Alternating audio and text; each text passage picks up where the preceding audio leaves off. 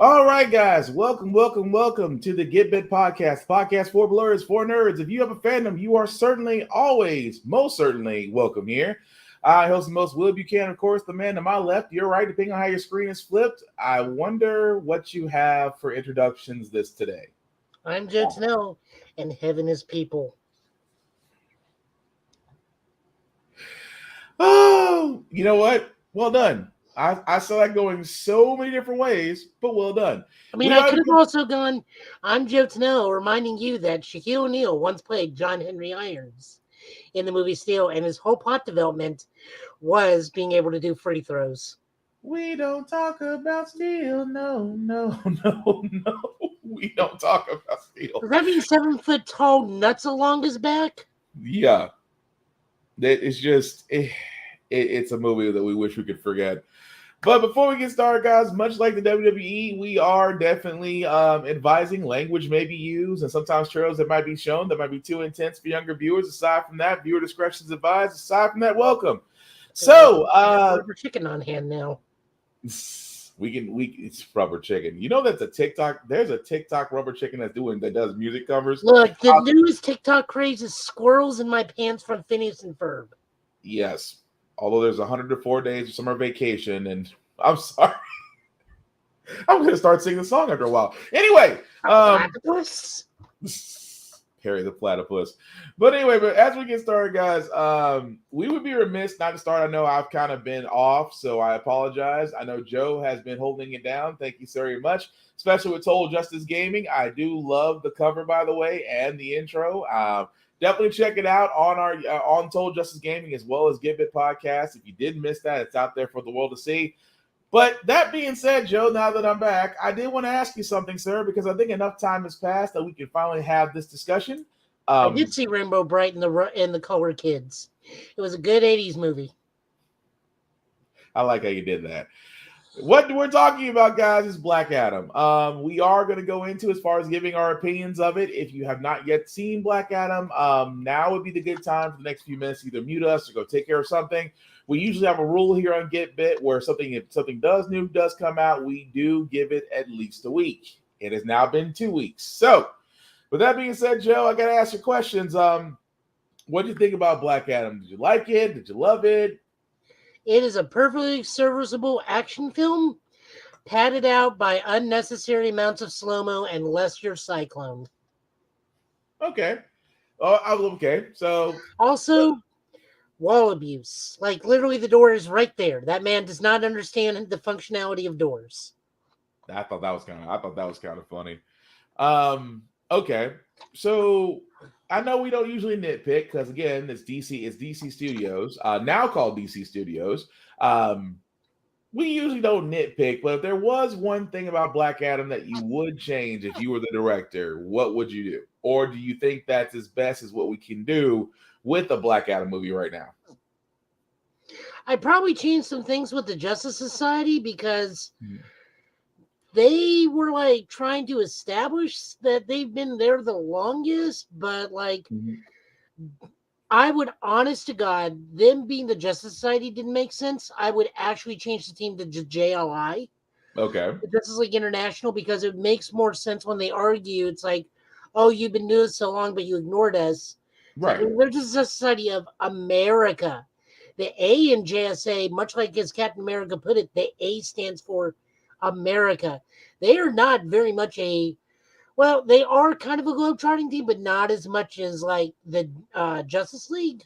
Yeah. But JLI, it's in the title. No, Like, this should have been like, I don't want to say Booster Gold and Blue Beetle because that would turn this into a goofball comedy. But maybe something like, if we want to get the more serious, Martian Manhunter, Captain Atom, Fire and Ice. Okay. And then like have like them radioing in the Blue Beetle Booster Gold. That way we can at least establish them for another movie. But the argument would be, well, you call yourselves international, but you've never come here. Which was a big part of the movie, actually. That's all I was like, I'm with you on that. The fact that they call themselves the JSA and not JLI, I was like, okay. The only other thing, like I said, I loved Mr. Hodge as Hawkman. I I was very love. confused which version he was. Is he Thanagarian? Is he dude with strap-on wings? Which version of Hawkman was he? You know what? I Like, really can't all give a they had solid to do answer was on that. establish him. I'm sorry, I Mhm. don't mean to interrupt. No, good. Like, the only thing that would have made sense to me is if something popped up on the view monitor in alien language, and Mhm. like one of the kids, like, what's that say? It's like, don't worry about it. It's something for me only. Yeah, and I get that to the point. I know now you bring that up. I think it's kind of a hybrid. I want to say it's a hybrid hardcore that hardcore that they were doing, but still between him and Pierce Brosnan, who I still say was a great casting for Doctor Fate. Oh yeah, no, he brought it. Um, I mean, they definitely did make the movie. And Adam Smasher, I love the whole thing of him eating. It was true to the character of him eating every 5 seconds, so just to give it a little bit of comedy. And Cyclone itself was a nice added piece too. But I just love the camaraderie between him and Hawkman, where it's like, you know what? After all once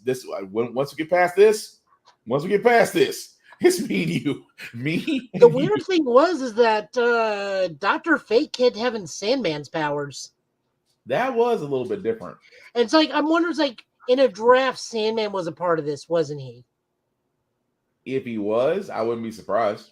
But I mean, don't get me wrong, I still love that. I still love that. I mean, overall, the movie itself was great. I think The Rock did as best of the job as he can with Black Adam as far as keeping it relative, as far as action goes. Um, I definitely have no complaints about it because he was never because for a lot of people, Black Adam kills people. He's Let anti-hero. me tell you about the tale of World War III Mhm. after his wife and brother-in-law were killed. Right. It took the entire global sphere of superhumans to stop him, and he still killed superheroes. And Well, yet they actually, only killed one problematic one, but that's beside the point. Yeah. But I mean, but overall, just to cap it, Black Adam, I still think is a great movie. I think it's a great start to where DC is going, or I should say DC Studios. But you're copying Marvel. Look, I'm sorry. If Marvel, I said, if you really think about it, Pepsi copied Coke, and they're still great. So let's drop the whole thing about The weird, copying Marvel when Marvel has a successful formula. so the weird thing about this to me is I don't even call this the DC universe Mm-hmm. anymore. This is the Wallerverse I can see that. because Amanda Waller's in. She's in Suicide Squad. She was She's in in Donna. both Suicide Squads, Mhm, Peacemaker, and mhm. this. And Donna Justice. I never saw that piece of shit. I'll save you some time. She's at the end. She's at the end. The only Um, time she ever appears is at the end. I take that back. I saw the part where Wonder Woman came, which was apparently the only good part in that movie. You're not wrong. You're not wrong. Um, I mean, technically, in a roundabout way, it's all connected because of Peacemaker making everything technically canon, including Batmite being an actual thing that Batflick has to put up with. I still can't wait for season 2 of Peacemaker. I still can't wait Um, for I mean, you did just hear today that HBO Max canceled Westworld without it being able to end, right? it. Westworld. I did like the first season of it, and then seasons 2 through 4 were just eh. Guys, if you want to know how Westworld ends, watch season 2 of The Simpsons with Itchy and Scratchy Land. Same thing, I promise.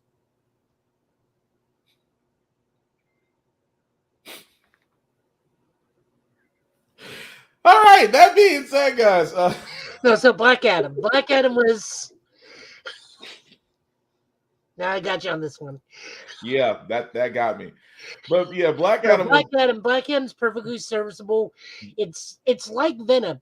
Don't go in for high art. You're going in for a stupid rock and sock'em robots looking punch out movie.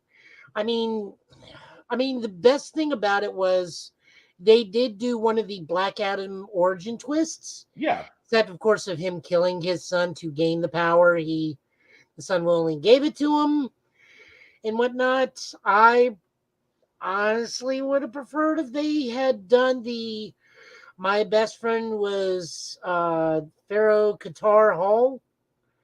That Would way make it would sense. Would make establish a more sense. longer friendship and better antagonistic things like I'm not the man you used to know kind of stuff. I mean, don't get me wrong, it would make more sense. But they're not, like I said, not to go too much into nitpicking because again, it was still a great movie. Definitely Hollywood recommend to watch it. And like I said, the end credit scene, which if you've Which because a even lot The of people, Rock just flat out spoils. well, I mean, The Rock did. I mean, what do you think about it? I couldn't be mad considering the fact that DC could have solved their Henry Cavill problem by just giving him a producer credit. Oh Giving him no, a no, no, producer credit no. would have So solved it.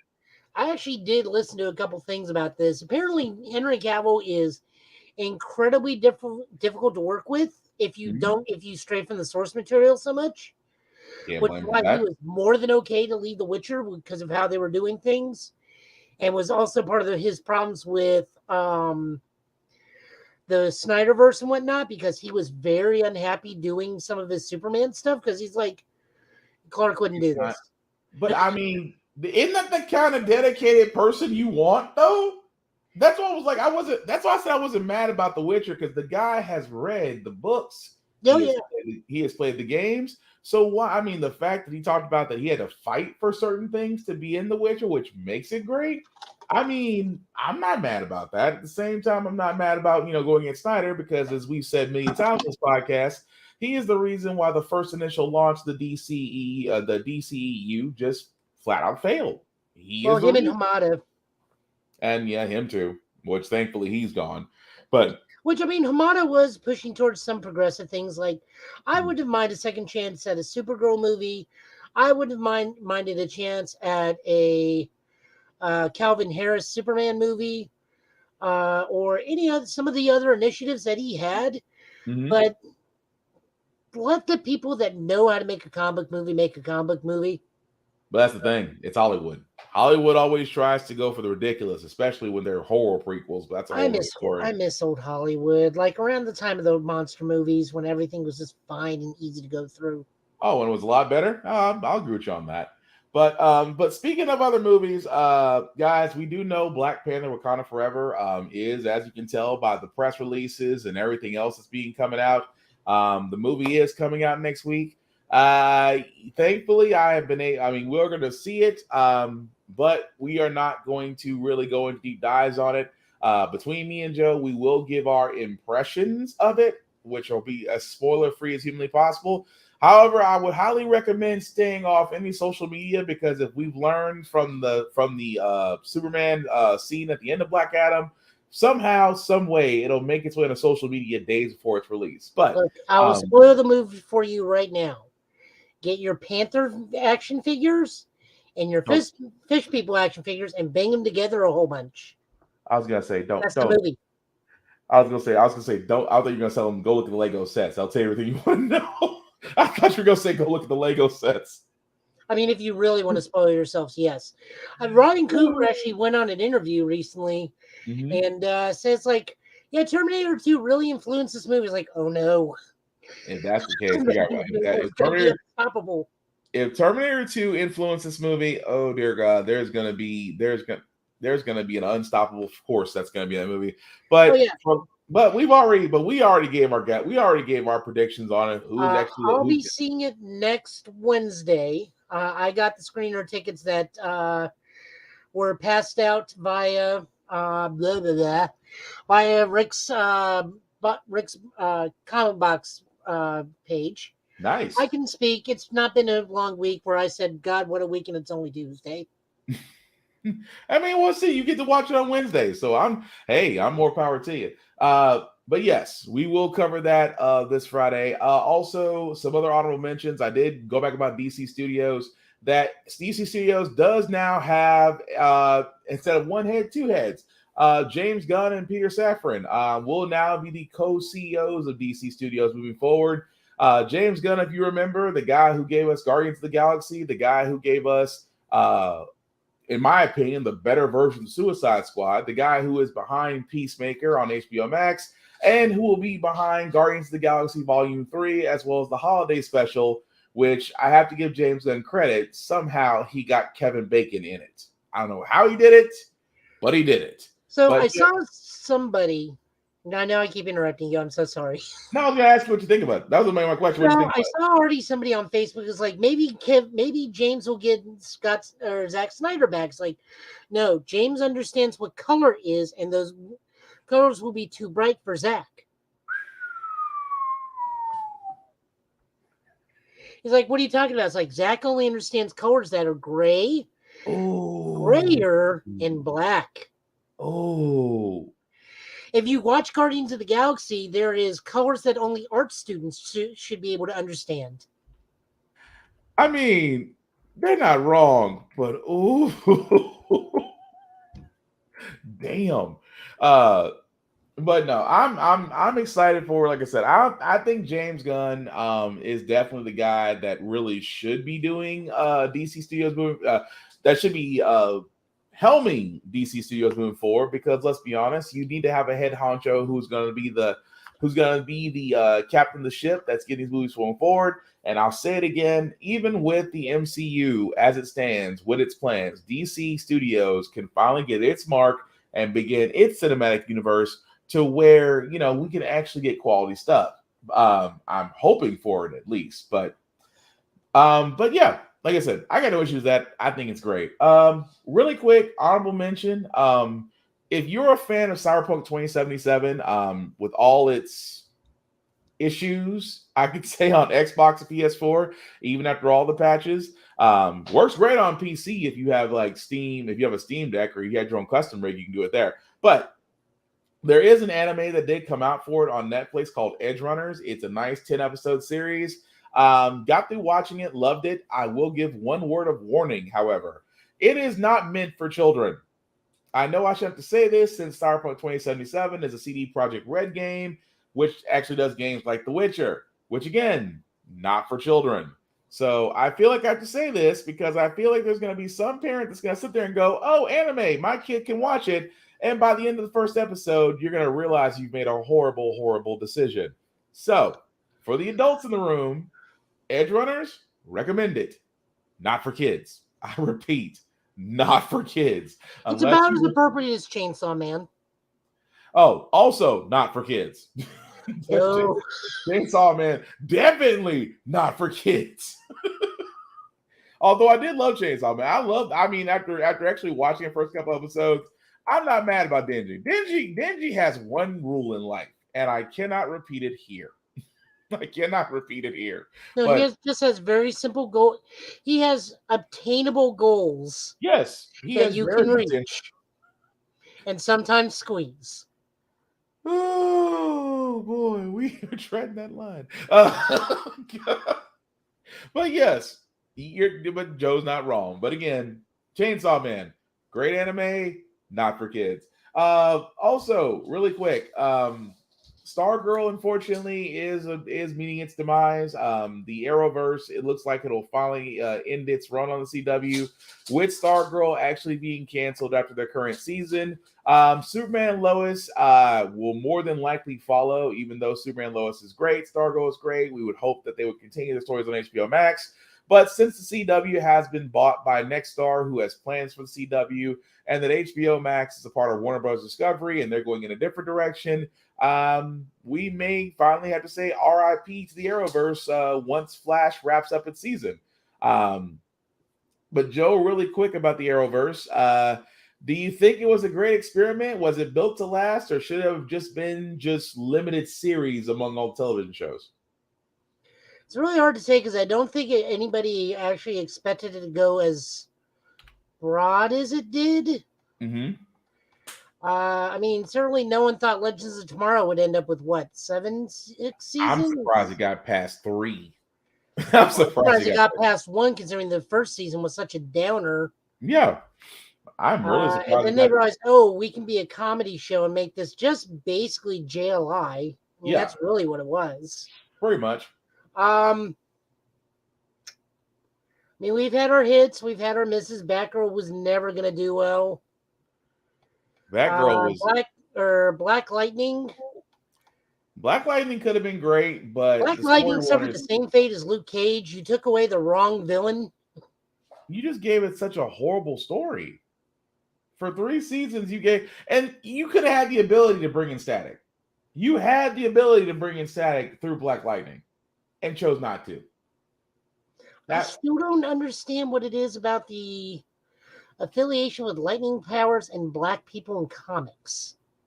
Like, I because that was just the only, don't understand that correlation. because at first that's the only power they actually. Well, no, that's not true. That's not true. Electricity was not the first power.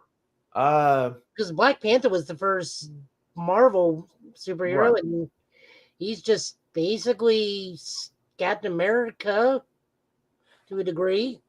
Yeah, because I think they gave us like Superman. I want to say the first Black Super had Superman powers. We didn't get lightning until I want to say I'm trying to remember exactly where. Well, how old is Blue Marvel?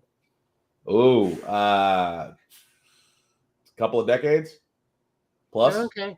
couple of decades plus, if memory serves me right. But yeah, it's just with CW shows, you're right. They weren't really built to last. Black Lightning could have been better. Supergirl could have been way better, except gave her own villains per Well, se. Supergirl, remember, was saved from Yeah, it was saved from another, CBS. yeah, saved from another channel. So Yeah. work with what you got. Yeah, and then like I said, the Flash. I'm sorry, the That Flash. went on longer than it should have. It should have actually ended after 5. Once you did Reverse Flash and you did Zoom and you did Godspeed, what is left? I mean, let's be honest. What's left after you've hit the top echelon of your rogues gallery? Necron.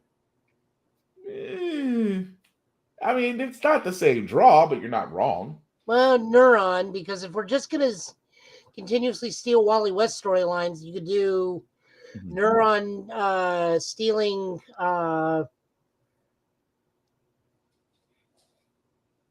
Barry and Iris. I was like, not Wally and his wife. Yeah, it's just, but again, like I said, every one of these shows, like Arrow had a great start, horrible ending, No, Arrow did not have a good start. Arrow was just Batman for a while. and I wasn't mad about that.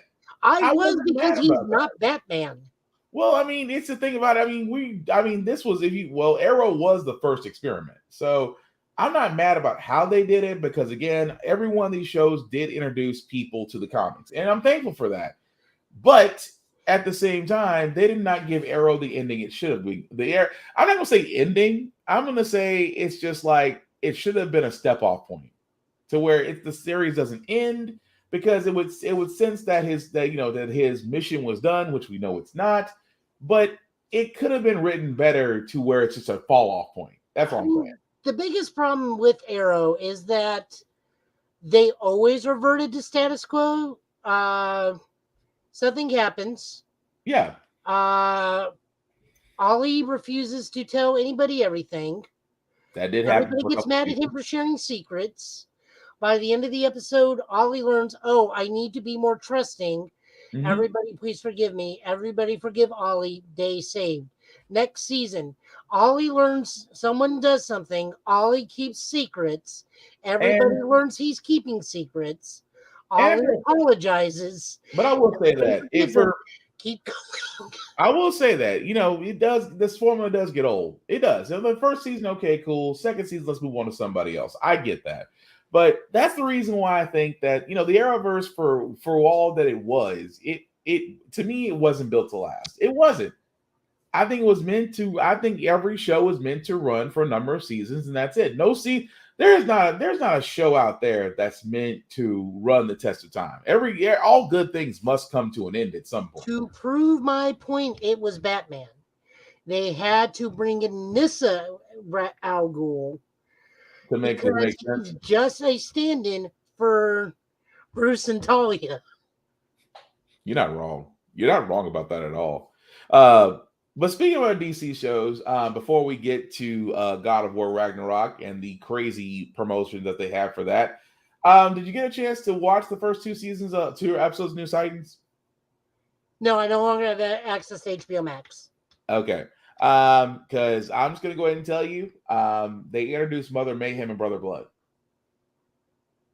Neat. Yeah. I mean, don't get me wrong. For all those, I'm just gonna just go very lightly over for those that haven't watched new season of Titans. I do like the direction they're going into. And that Brother Blood was already announced the season's big bad. So there's no spoiler there. Mother Mayhem, you'll immediately recognize her the moment she comes on the screen. But Titans, like I said, doing very well. Doom Patrol will be coming out with new season as I want to say either December or January. I have to go back and look. But Doom Patrol is going to be coming out with their new season. But again, HBO Max, as far as the DC side of the world, is doing pretty well. But I did want to get into God of War Ragnarok, not because of the fact that I'm a fan, not the fact that Joe is looking forward to this, but Joe had found a rather interesting promotion. All video games have promotions. However, I wasn't expecting this one. And after I play this, you probably won't be expecting it either.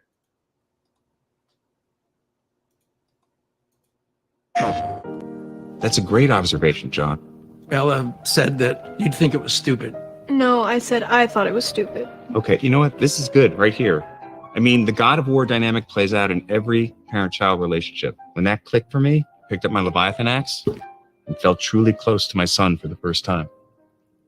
I'm 17. Exactly. Leviathan axe. Ronnie, what's going on, man? You're a little quiet today. Anything to add? No. No is good. No counts. You know, Quinn was where you're at about a month ago, and look at him now. Okay, last night, 2 a.m., I'm laying in bed. What am I thinking about? Kratos. Are you kidding? That's me, big time. That's common for me. We believe you. Being too thirsty. No, I'm hydrated. Specifically, the time he tried to protect Atreus from Balder, and Atreus got so angry he shot Kratos through the chest with one of those, like that spiky thingy. It was an arrow. Arrow, right? Spiky arrow thing. I mean, nobody can hurt you like your kids, right? LeBron, Guess so. what's going on beneath that headband? I'm not even wearing one. No, I know. You know. I mean, like if you were. When Bronny said he'd rather play against me than with me. Shot in the heart. Really? I think we call that a breakthrough. Some shots you just can't block. I can see that now, Ben. Kratos. I cannot believe I missed practice for this. I want all the breakthrough. Ella, why don't you ever hurt my feelings? Okay, you're old and you're bald. Just like Kratos. Now, John, last week you said you were finally ready to wear your Kratos outfit to the farmer's market. How'd that go? Incredible. I had people pointing at me going, no, that's a really great dad. That's not why they were pointing. You were wearing a buckskin loincloth. Ella, it's not Buck, it's Bear. And I get those points all the time. People pointing, oh my God, look at that great dad. So why aren't you wearing that stuff today? Well, unfortunately, my armor bears the scars of a recent battle. He spilled a bunch of salsa on it. That can happen, especially with the leathers. Exactly. Telltale. Look, if it was easy, every dad would be dressed like this, right? Does the costume really help? I don't know. Does the costume really help when you play basketball? It is a costume.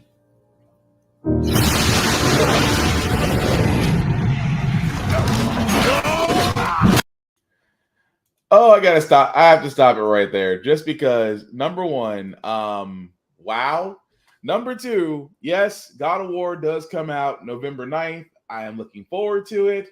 I cannot, as a God of War fan, I'm trying not to really mark out right now, but because it's so close, and my fiance who's watching, I love you dearly. But November the 9th, I'm gonna be honest, I'm gonna make sure you're okay. I'm going to make sure you're okay. I'm going to make sure you're fine. But at the same time, once you hear the beep on the PS4, I'm gonna be unavailable for a couple of hours. I'm just gonna be honest about it. But Joe, any thoughts, man? Well, aside from Christopher Gully saying hello and what's going on, Yep, we also have spam bots from YouTube letting people know of photos of my hot sister. You know, I got it. I'm on the block. But yes, Okay, shout out to Blurred's Eye View, Mr. Man on the Wall Does he himself. want to just come on? Huh? I'm gonna ask him. I'll ask him. But I do want to say hello to him, and he does say, "Yep, I like the direction of Titan so far." And he definitely did laugh about the Kratos thing. I laughed about it too personally, but I just thought it was cool. But again, God of War Ragnarok does come out November the 9th. I am looking forward to it, and Kratos, Ben Stiller as Kratos. And here's my thing: the first time I saw it, I was like, John Travolta could pull off a Kratos. I mean, the bald head, the beard needs to be a little bit longer. He definitely has a little bit more of a bigger build, but I'm like, he said, I can do Kratos. I'm like, you're not lying. You could actually do it. But what did you but Joe, I know you got it. What's your thoughts about it, about God of War Ragnarok? Looking forward to it, or just waiting for the memes to come out about the boy? I'm probably just gonna watch it on YouTube for all the It's doable. It's doable. It's doable. Cool. Okay. I mean, I can't see John Travolta because every time I see that, I want to have him when he throws the axe, mutter a line from Vinnie Barbarino. I mean, it could be from Get. It could also be. It also could be from Get Shorty or Be Cool. You could always go with one of those lines. I mean, as for the actual game, when I'll get a chance to play it, I don't know. I already got 2 other games I'm dealing with, plus Ghostbusters. Oh yeah, you got Pokemon will come out like a week after that, along with Cardfight Vanguard Deer Days, despite the fact that the card game is a $70 card game without the paid DLC, which is a giant controversy. Yeah. I mean, it's a fair point. But yeah, again, I have to apologize to my fiance because come 5 days from now, I'm going to be there, but I'm not going to be there. But anyway, moving right along, guys, I did want to cover this as well because Deadpool has asked us for something, and it's not for the fact he does get it. He does get it. He does get it. Oh wow! So look up Midnight Sun Season Pass. Oh well, I was going to pull up the trailer. So pull up that trailer while you're looking up the Season Pass trailer. All right. So yes, Deadpool did actually have a wonderful thing to ask of us, aside from his usual craziness. But hold on, we got to preface this. This is not Ryan Reynolds' Deadpool. This is Nolan North Deadpool from the Deadpool video game. Very true. But here you go.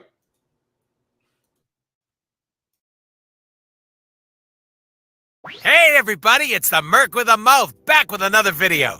If you need a refresher, we talked about how I want in on this fancy schmancy new team. But some of you thought my asking for support was an invitation to suggest heroes other than Deadpool. Many of you were very vocal. The hell is a Moon Knight? Get it, we all have our favorites. Yours is whoever Frank Drake is, and mine is Deadpool. But I say the internet could do something good for once by talking me up to the powers that be. Hashtag Deadpool Sons. Oh, and check out my artisanal handcrafted costume. Like and subscribe, etc., etc.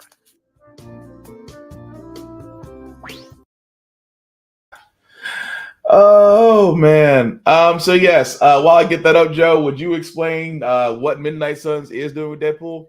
Oh yeah, no. So the Midnight Suns video game, which is coming out in December, finally, they announced their DLC, Deadpool. This is just them announcing what their DLC is going to be. I believe it's Storm, Venom, Deadpool, and I forget the 4th character, but they're just coming as DLC playable characters. Venom is already in the game via story reasons, but he's not playable. So via the DLC, he will be playable on your team. I don't even know if I'm going to use him. I'm pretty sure my team's going to stay the same the whole game. I figured you were going to stay with Magic. What? Magic? Magic, Spider-Man, Nico, and somebody. I forgot about Nico. I kind of figured you were going to go with that one. But yeah, you're right. I was trying to pull it up, but right now my internet is just not being very helpful. But yes, that is exactly what the DLC is for Deadpool, because he can't do no wrong. I cannot wait for the next Deadpool movie, because we're finally going to get what we want. But again, Midnight Suns, as Joe said, will be coming out December the 2nd. I am looking forward to it. I'm definitely looking forward to Joe's review of Midnight Suns, because he will definitely be following that. But yeah, it's just gonna be very, very interesting. But speaking of things that are interesting, I know, guys, we're kind of going back a lot. We're trying to cover a lot of information. Since we're staying with Marvel, I did want to Here ask. it is. Say what? Here it is. Oh, you got it? Okay. Private jet. Cool. Because I was going to go ahead and bring that up as soon as the system. It's always funny whenever I decide to do something, that's when my system goes, yeah, no. Oh, that looks like the same thing, Joe. We did it, fam. Turns out. Yeah. Oh, never mind. It's the pass reveal. It's the okay. Gotcha. Got you covered.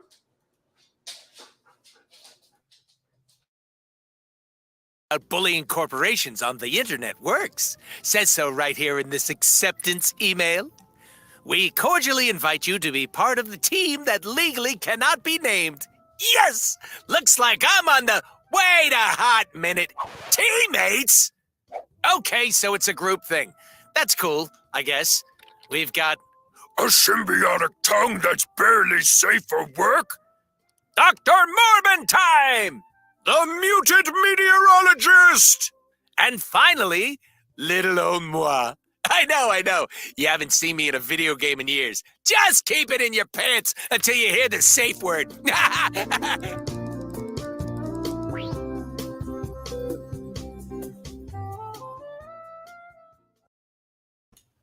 Venom still just looks off. I mean, don't get me wrong. Venom, I guess, because they're trying to keep up with the skins, but that definitely does look a little bit weird. But He looks more like Sleeper than he does Venom. yeah, it's like a shiny. Yeah, I'm gonna leave that one alone.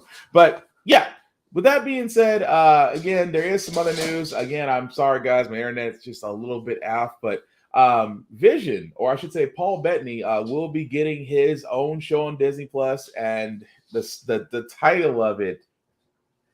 Joe, you got to help me because I can't say it with a straight face. I don't know what's so hard about it. Vision Quest is one of the major storylines for him. It's just Vision Quest. No, that was a major storyline for him. Yes, but the show is called Vision Quest. And I cannot say that with a straight face. it's not like he's going to have a coyote done by what's his name, that one singer.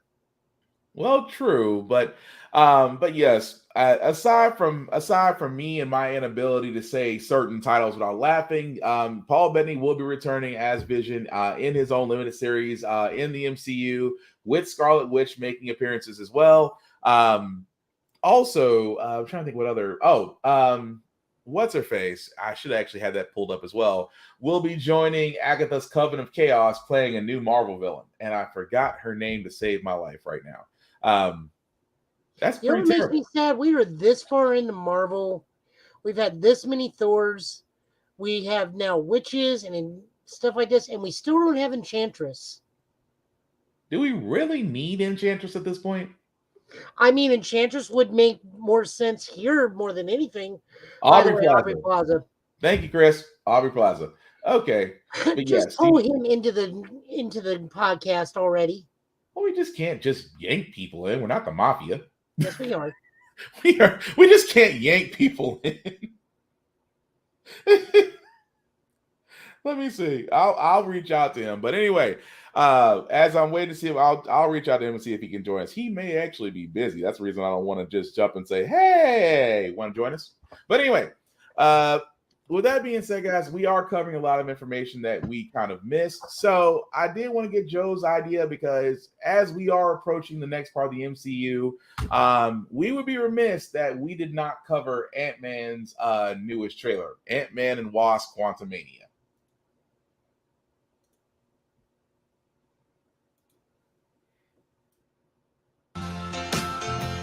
I used to ask myself a lot of questions.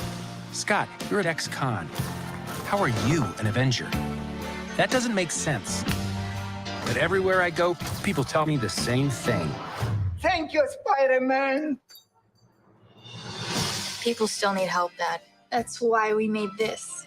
It's like a satellite for deep space, but quanta. Wait a minute. You're sending a signal down to the quantum realm. Turn it off. Now.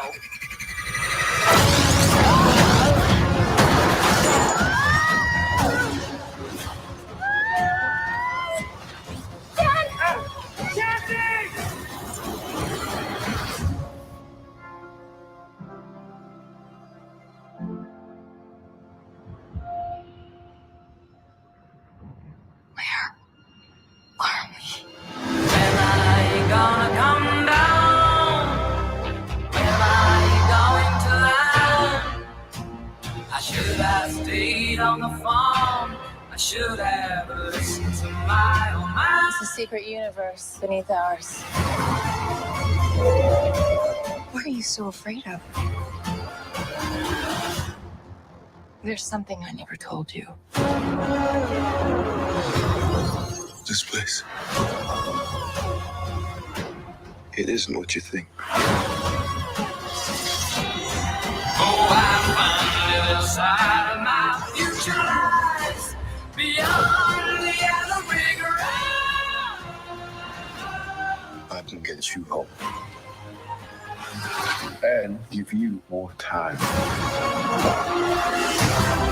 If you help me.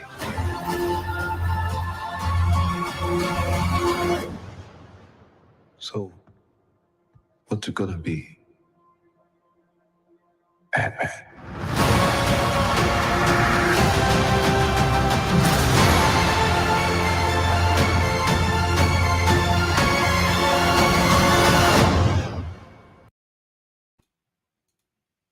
All right, so that was Ant-Man and the Wasp: Quantumania. And also, before we go into that, let me apologize. I'm so sorry, Kelly. I did not see your comments. I wouldn't mind them going more in depth with Hawkman. Yeah, I can see that. He seems super intense like the other Hawkman. Yeah, he did. So again, apologies, guys. I was trying to catch up on stuff over here. So I'm trying to go back. If any of the comments were missed, I will definitely go back and highlight them. But again, my apologies. That being said, Joe, what do you think impressions of Ant-Man and Ant-Man and Wasp: Quantumania? Well, I like that we already get to reveal that Stature is going to be in the movie. Yeah. Jonathan Majors is going to have a whole bunch of fun next year and so many different things. Man, he's about to have a year, especially with the next trailer, especially another trailer we'll have coming up very soon. Yep. But yes, he's gonna definitely have he is definitely gonna have a hell of a year. I have no idea what Bill Murray's doing in this movie, but I'm there for it. It's Bill Murray. As long as you're not kidding. Chris also says he's free. Pull him in. Oh, damn, that was fast. All right, give me a second, but keep talking, Joe. Yeah. So, I mean, the other thing is we see that a lot of Kang's architecture kind of looks like what Simu Liu has on his wrists. I wouldn't be surprised, though. It would be funny. No, I very am certain is that the 10 rings are just rings from the quantum realm made normal size. So we're going 6 degrees of Kevin Bacon? No, that's Guardians of the Galaxy. We're not there yet. But somehow I feel like we will be. Maybe. I don't know how many Guardians die at the end of it. I was like, I somehow feel like I'm not gonna lie, I somehow feel like we are gonna eventually get there. That's just me about that, but I could be wrong. But I just feel like we're heading that route. I'm not mad about that at all. The fact that we are experiencing the quantum realm, also known as the microverse, I'm not mad about that at all. Aside from that, it's just the whole idea of how they're bringing Kang into the universe. But just give me a second as I'm trying to do this. That's a variant of Kang. That is the quantum realm variant. So that is the conqueror of Kang. Yeah. So I mean, it is. It is he who remains. So we really shouldn't be surprised about that. They've also confirmed that, at least I think it was confirmed that Fantastic Four's villain will not be Doctor Doom. It will be the Kang variant Rama Tut. Yeah. So so we're going to be seeing Jonathan Majors a bunch soon. Oh yeah, Batman's going to be the highest paid Marvel actor for so many different royalties. I wonder what his deal is. He's definitely going to be commanding a lot. He is definitely going to be commanding a lot. But I guess we might as well go into the next trailer because again, he is playing Kane the Conqueror, and surprisingly enough, he's playing not Kane the Boxer.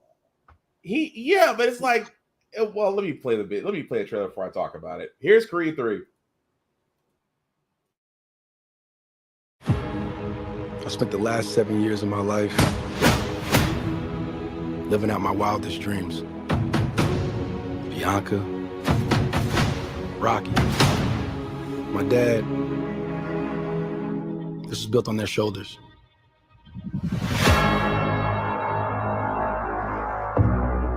Hey, my man, can I help you? Let me get an autograph. Nah, I ain't signing no autographs, but you get off my car. You don't remember me, huh?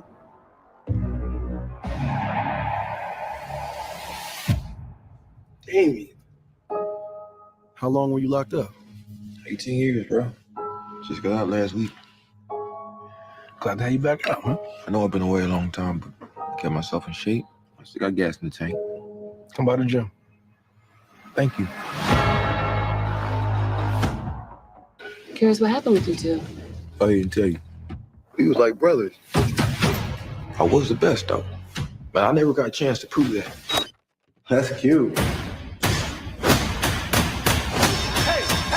What you doing, man?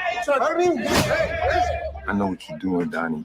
You don't owe this to nothing. Damien's fighting the world and he's trying to hurt people. I vouch for you. You think you mad? Try spending half your life in a cell. Watching somebody else live your life. I'm coming for everything. You threatening me? Something is going on with you. Damien was like family.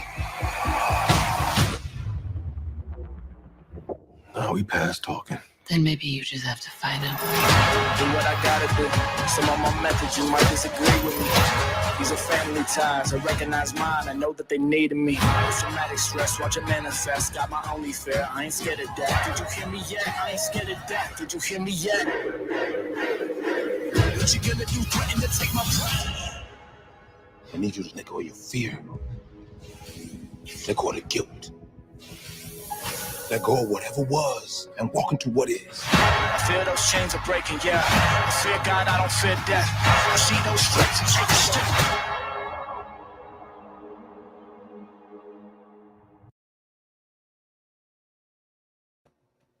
step. And that was actually Creed 3. And of course, we do have with us the man on the wall, the man in black. Literally, what's going on, people? It's the man up north, the man on the wall, Chris Fury from Blurred's Eye View. What's going on, everybody? What's up? Hey, what's going on, Chris? Right. I hate to have my voice like thundering through like it does, but I'm saying this right now for this trailer. If Damien's the person who taught Damien how to box in prison is not Clubber Lang, we're gonna be mad. We riot. So it better be Mr. I'm looking exactly like he always does, just sitting in prison teaching this man how to box. What are you gonna say, Chris? I said, yeah, it's Clubber Lang sitting in prison, pissed.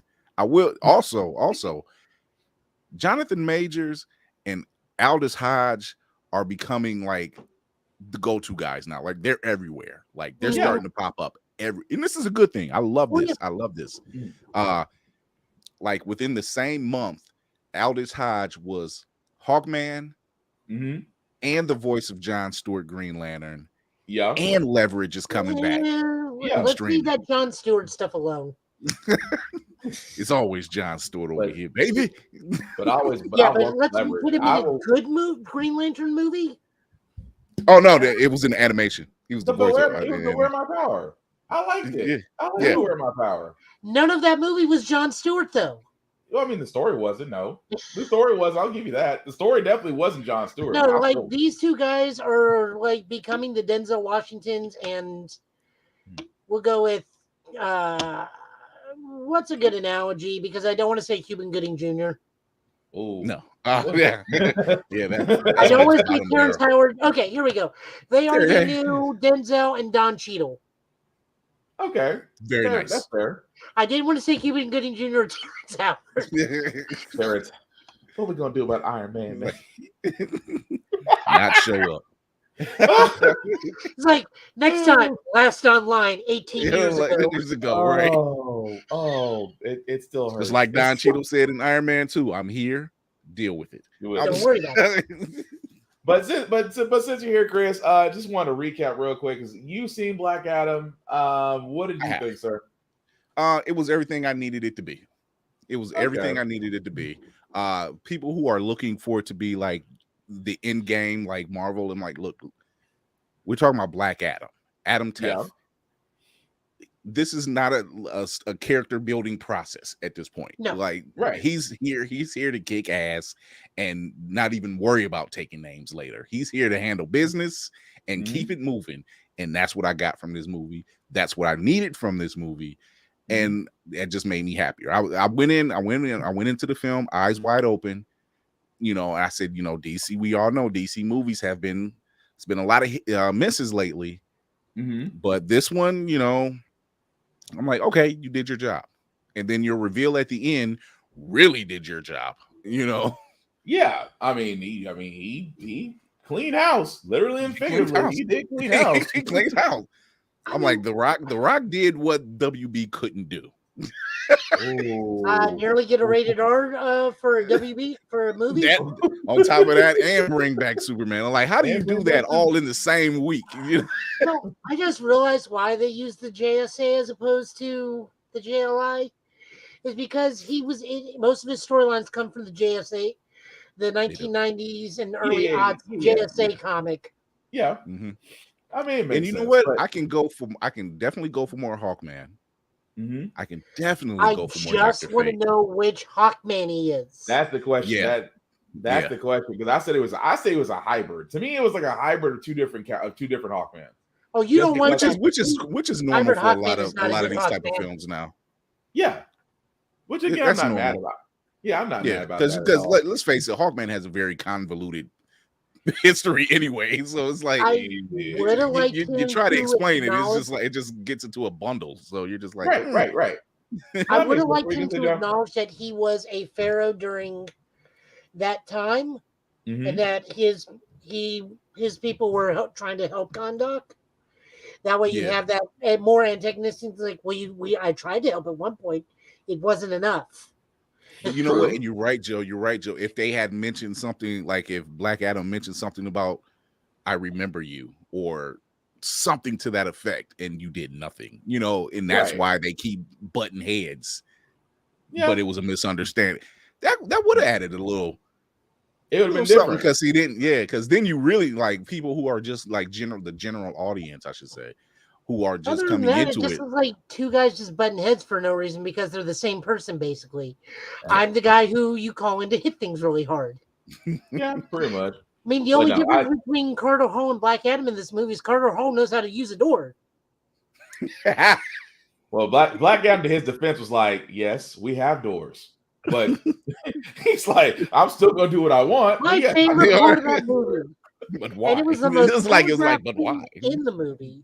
I can use doors, but why? The JSA was talking to them, talking to the mom, and they hung on that doorway. Yeah. For the longest time, it's like he's just gonna bust through the wall beside it. We all know it. But it's still funny though. But I had to get your question on this. But I did want your opinion on this as well, since we are speaking of movies. I know Hollywood has had this issue of movies and trying to go back. I mean, Halloween Ends is a prime example of letting something stay dead. But in this case, this is revolving around Godzilla. What I mean by that is that there will be a sequel. This is actually posted on Twitter with a release date of November 3rd of 2023, saying that there will be another Godzilla movie. There isn't a lot of information on what the sequel will be, unless, Joe, you got something? Wait, isn't there also supposed to be the Kong Godzilla movie 2 next year as well? Supposedly, yes. Not confirmed. Yeah. Huh. There's the Godzilla sequel. There's the MonsterVerse series that they're working on. And then there's the Godzilla, another Godzilla film that they're releasing overseas. Yes. Yeah. So you got a lot. You got a lot of giant lizards running around. Yeah, there's Godzilla's becoming like he's like the Wolverine of their universe. Like he's just showing up everywhere all of a sudden. I still say it did Kong wrong though. Kong had the axe and was literally beating the brakes off Godzilla, and Godzilla got plot armor. Yeah, ahead, but Joe. Godzilla also gave the look of child, just sit down. I got this. You don't understand. I've been here before. Nah, that's how you do it. That's how he had it. He did kind of get that roast $5 having ass down, and I got this. You know, I thought you ain't wrong. I mean, he did kind of give him the Nino Brown look, like sit your ass down if I make change. I will break out my slipper if you do not sit your butt down. Oh, so man. yeah, they have like 3 different things, and I guess one of the issues is because there's so much access to the internet that we get so much behind the scenes stuff. You know, 15, 20 years ago, you didn't really get a lot of this stuff. You got bits and pieces and blurred images, and I can sum this up real easy, Chris. 15, 20 years ago, we got news that a new Godzilla movie was coming out, and then we learned it was a giant iguana with Matthew Broderick. Yeah.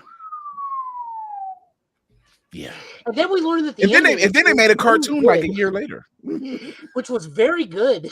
Yeah. And you know what? The movie itself is not bad. It's just the name that's attached to it. It's like, well, no. I almost want to not to steal from your thunder, Chris, but I was about to go into that list of movies that should never be talked about again. I was gonna say, you know what? I wish I can go back. I wish I can go back 2 weeks and go. Honorable mention: Godzilla. What was that? 1999, 2000, 98, it was 97, 98. Yeah, it was like 97, 98. Yeah. So it's like, of all movies that should never be attempted again, at least on this side of the coast, that was one of them. Because it was great to look at. It was just like, this isn't God. You didn't have to change his look, his image at all. You could have just went with a totally different direction. That's what we're talking about. Hollywood kind of gave up in a way. Yeah, I mean, they really there's changes you don't have to make a movie work. You don't need to do that. Not at all. A lot of time, they say, "Oh, okay, perfect example with Ant-Man." There were some people upset that it wasn't Hank Pym. I said, you've got to understand, it's a new generation, and there's more than one Ant-Man anyway. Exactly. So it made sense to go with Scott and have mentioned and introducing Hank Pym and backstories and whatever. It made sense. They didn't change the look. Right. But now you say, you're going to do Godzilla. I'm fine. Yeah, we're going to do Godzilla. And you're like, okay, cool. Who doesn't like Godzilla? But he looks like this sleek Acura Legend type lizard. He's like real sleek and Lexus. He's like a sleek Lexus. Yeah, you don't have to change anything. But it's almost like we said, when like y'all guys talking about just how things are updating and changing for new generations. Just like the other story I was going to bring up, that right now, and forgive me if you ever watch this podcast, sir, just know I loved you as Black Manta in Aquaman. Please come back. Hopefully you will be back for a Black Manta. I'm sure he will. I'm sure he will. But if I mispronounce your name, sir, 1,000 apologies. I have looked this up. And just pull it up and I can probably pronounce it. It's Yahya. I know it's Yahya. Yahya. Okay. Yahya Abdul Mateen. Because as of right now, it hasn't been confirmed that he is going to be Wonder Man. But he is in talks to play Wonder Man in the MCU. And I think it's great. But if you like, I don't think it's the Wonder Man where they're thinking, because he has another form. Yes, he does. He has another form, so I think it's going to be more another form confirmed in the MCU already because of the poster in Guardians of the Galaxy 1. Simon, whatever his name, is actually supposed to be what's his name? Mal. Nathan Fillion. Yeah, Nathan Fillion. I'm bad with names today. Yeah. But what's so crazy about it, because like me, I stay on, as Joe calls it, the worst places to be on, Twitter. So I stay on Twitter most of the time. He chooses And violence, people. Don't pay attention to him. I go to where I go to the dark places. I'll admit that. Pause. That being said, Twitter has literally, for the most part, lost its mind. And I mean, I've never understood the whole idea. It's like, oh well, there's other people that can play him. There's other people that can play Wonder Man, and they go down this entire listing, and I'm just like, can we give the brother a chance first? So I do have one question. What's that? Why is he going to be Wonder Man when he can just be Blue Marvel? Because they have somebody else in mind for Blue Marvel, and I think that deal is. I think they're still trying to rope him into it. I think if it's who I think it is, Denzel would be a good one, but I think there are two other people. Like at first, I was gonna say Giancarlo Esposito, but he's more than likely gonna be Professor X. Yeah, he's more than likely gonna be. I mean, he wants to play. He wants to be in the MCU. Period. He's like, I'll play Doom, and I'm just like, look, just because it's Giancarlo Esposito, I will take it because, dude, you can act your ass off. I mean, so you're not gonna tell the guy from Hermanos Polos Locos no. So I don't know. I can tell the guy from Far Cry 6 no. It didn't do me. Him being Far Cry 6 didn't help her case. Well, I mean, true, but at the same time, it's just I like the fact that, like I said, if they do get Denzel, which that's a tall order to get a man of that caliber, because immediately if I'm playing casting director and you have Denzel, you have well, I was gonna say Don Cheadle, but he's already a part of the MCU. There's another actor who and you never know because up until Equalizer 2, he had never done a sequel, and he's working on the third one now. Yeah. So right now, I was like, you never know. I was going to say Lawrence Fishburne, but I keep forgetting he's Goliath. Yeah, he was Goliath. Fishburne's Goliath. So we can't. And I still want to see that backstory. I still think we can. I still want to see the backstory of Black Goliath, but to see Denzel as Blue Marvel, that would be the icing on the cake because he does kind of have that gravitas, and at the same time, to actually see him as one of the Ultimates, I'd be all for it. But it just amazes me that some people are like, oh well, we could have had Nathan Fillion. Really, I still want Nathan Fillion as Drake in the Uncharted series. It'll never happen. Be Grandpa Drake at this point. Yes, or Uncharted. He's what 40, he's early 40s. He's still in his early 40s. He's getting up there, but it's just, but it's just that I had to let that dream go. It's like I still want Firefly to come back, but they still got the fan film that he made. So yeah. And which, by the way, is amazing. It's amazing. Yes, the Uncharted fan film with Nathan Fillion is definitely great. And if you're like me, you're a Firefly fan. You're like, I still want he's pass 51. out of gas. But yeah, so Joe, he's 51. Okay, well, still, I mean, Don Cheadle's pushing 60, so I mean, there's still guys in there that can still do it. But no, it just when it comes to the MCU, I do want to see certain our actors and guys. If you're actually watching this on YouTube and Twitch, I still want to know what you guys are thinking as well. Blue Marvel is bound to show. The X-Men are bound to show. Fantastic Four, if they keep John Krasinski, because yes, it was a multiverse, but Krasinski needs to stay as Mr. Fantastic. I think that is perfect. There's nothing wife wants him to do it. Yeah, his own wife wants him to do it. I mean, you can't really say anything if the wife wants you to do it. I should know. I'm halfway down the road as it is. But I was getting so much trouble for that. But well, I'll speak for myself. I stay in trouble. We're just going to stay on the screen chat couch. Yeah. You're Joe. You're probably the safest person in the group right now. My wife just gives me the eye. I don't know about that. Her kung fu is so much better than mine. Look, I'm at the stage in my relationship when I mentioned Angela Bassett. My wife was like, "I know it's my only competition." I'm like, "Don't feel bad." I say Jill Scott. And I get the evil eye. So you're not the only one, Chris. Trust me. We all get those evil eyes at us.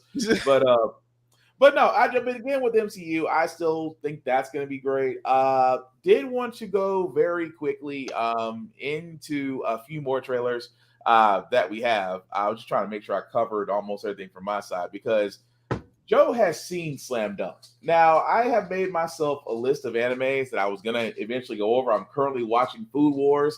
I finally caught up with One Piece, so shout out to Hellspawn Cosplay. I'm right there with you. Because me and him were... guys, I will let you know how the One Piece movie was because I'm going to go see it tomorrow. Okay. I'm on 461 right now, so you know. I'm still like 500 episodes behind, but my dumb tail started at 200 250 no, that's wrong. 235 and that was 5 months ago.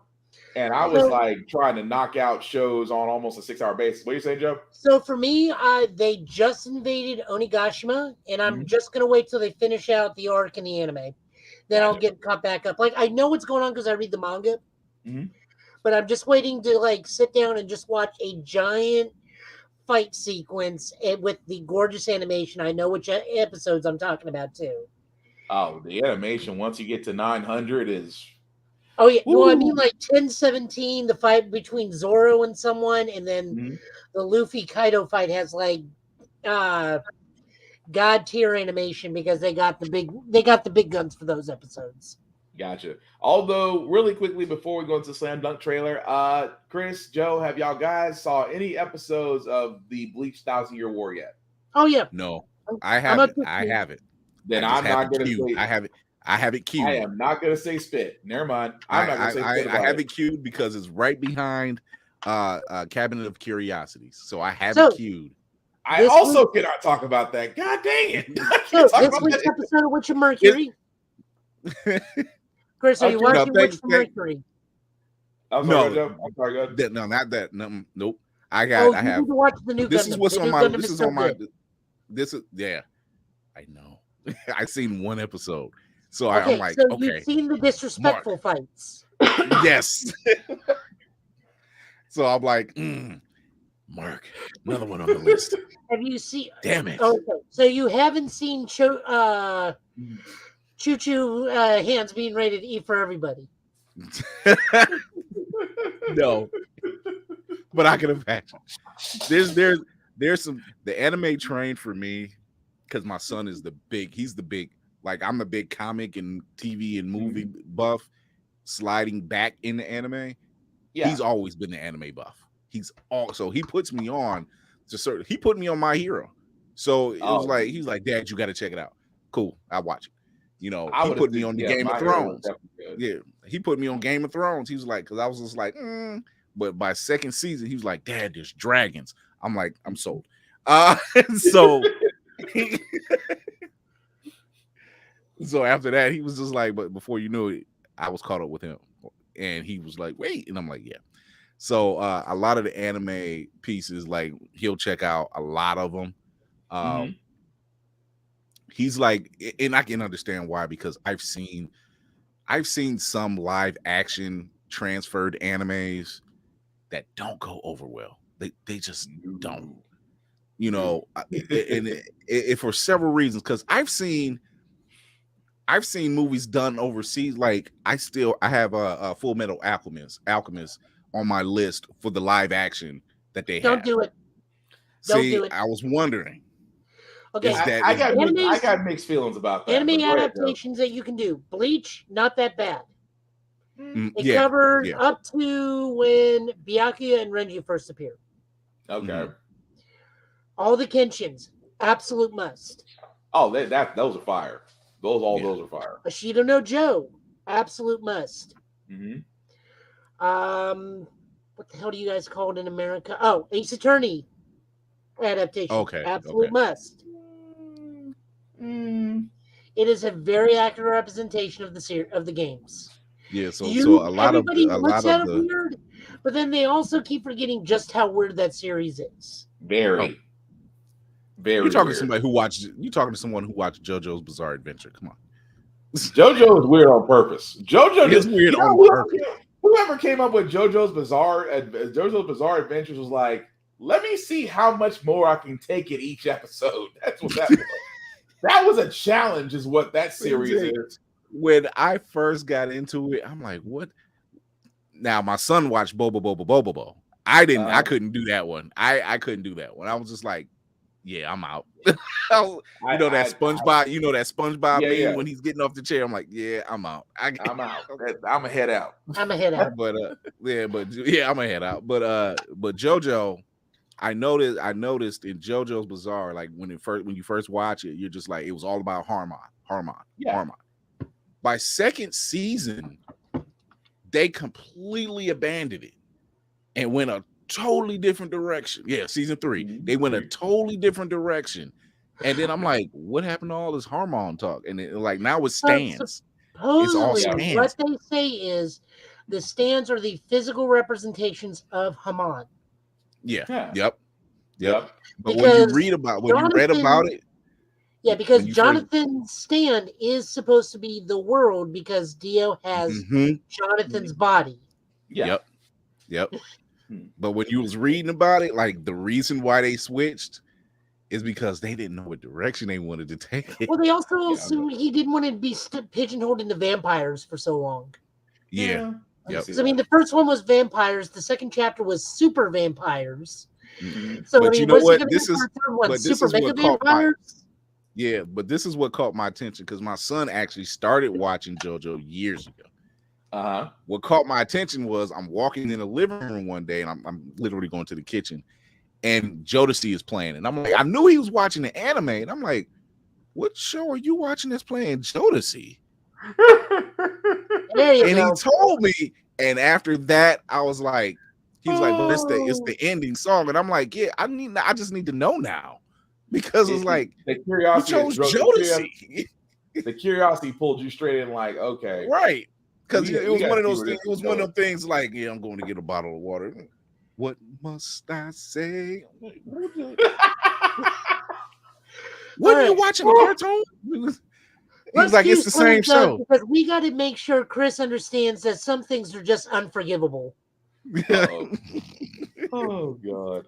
Well, the reason before we went down the anime hole, which I love going down the rabbit hole. But yes, The Witch from Mercury, you definitely got to watch that because really quickly, I am going to also invite you. I'm trying to put together a panel of individuals, and sometime within the next few months or so, I just have to get everybody's schedules together. We are going to have a judging contest on this year's top 10 most disrespectful ass whoopings. Is this all around general and in geek culture? It's gonna have three categories. It can either be in movies, anime, or movies, anime, or manga. That's the three categories. Does this include a U.S. agent getting the most disrespectful ass whooping of the year? That's number one. Because for a while, it's for a while because I said for the longest time that the most disrespectful ass whooping was Walker getting his ass handed to him by the Dora Milaje. And then I thought about it. It was well deserved. Yeah. But then I thought about it. I was like, everybody has that go-to disrespectful ass whooping. So I was like, we have to put a panel of judges together. Everybody brings their submission, and we're going to rank them from 1 to 10 and actually have an official ranking of disrespectful ass whoopings. So, have you ever seen the meme? Have you ever seen the meme when a dude is eating popcorn and he just kind of leans back like he's getting ready to watch somebody? It's that meme. Every time I mention John Walker, I'm like, oh, eat the popcorn. Yeah, it's pretty.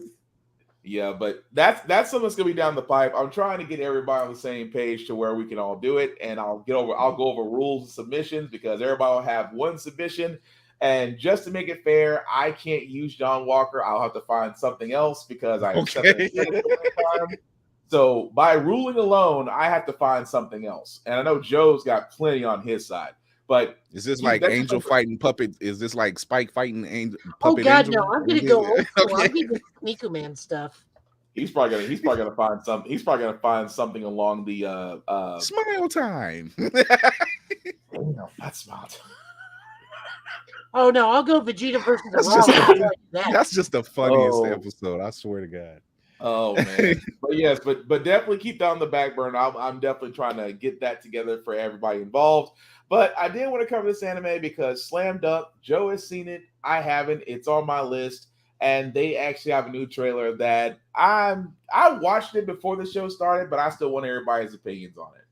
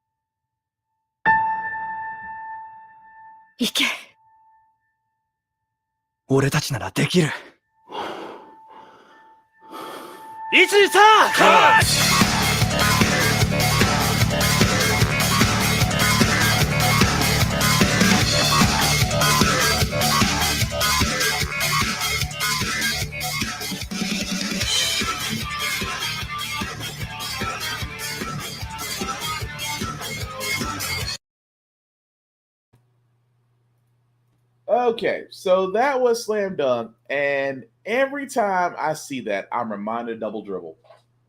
I don't know why, but for the NES version, Double Dribble pops into my head, and I'm like, okay. But that's actually the Slam Dunk movie. That'll actually be December 3rd, in Japan on December 3rd. So how usually most movies go, December 3rd in Japan, which means it might be a while before it hits the States, or if you get lucky, you'll find a theater that may or may not have an English subtitle. But Joe, you mind explaining Slam Dunk real quick? Because I know you follow the series. I have yet to watch it. So the whole premise is the redheaded guy, Hanamichi Sakuragi, enters high school after striking out by asking out 100 girls in middle school. Damn. And his only reason for joining basketball is because he finds a cute girl who is like, hey, you're really tall. Why don't you play basketball? So he immediately fakes out. It's like, oh, I play basketball all the time. I'm great. I'm fantastic. And then gets immediately called out on it. And turns out like the girl likes him just fine, but only has eyes for one other dude who is just like, I don't have time for you. I don't even know your name. I couldn't care less about you. I'm here to play basketball and become a professional. So it's just like a one-sided love triangle, which then just evolves into him being basically the Dennis Rodman of rebounds. Okay. Where like he can't shoot for crap. He does nothing but talk shit the whole time on the court. But doesn't know the principal basics of basketball, but gets a slam dunk, and then just like over the course of the series, because the series is like 75 episodes. So he's the Yusuke of basketball? Yusuke may be not the definitive term because Yusuke picked up on stuff. Even by episode thing, he still can't free throw for crap. He's probably the Shaquille O'Neal of basketball. I was gonna say Shiro, but that works too. No, I'm definitely check it out. It's one of those ones. Like you get like certain members, like one dude only has eyes for the team manager, and she's aware of his affections, and at some point will return them. Yeah. But right now she's like, we got a job to do. Calm down, child. I love how everybody's goal oriented. It's like, you know what? I have no time for women. I'm about buckets. It's about getting buckets. You wasn't with me in the gym shooting them hoops. I need to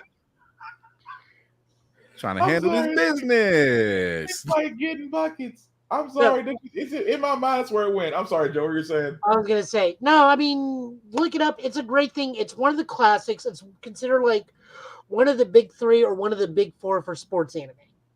Because you got like a toss up between Ippo and Ashido no Joe for boxing. You have Ace of Diamond or Major for baseball. For football, you got Eye Shield 21. Friends of Tennis.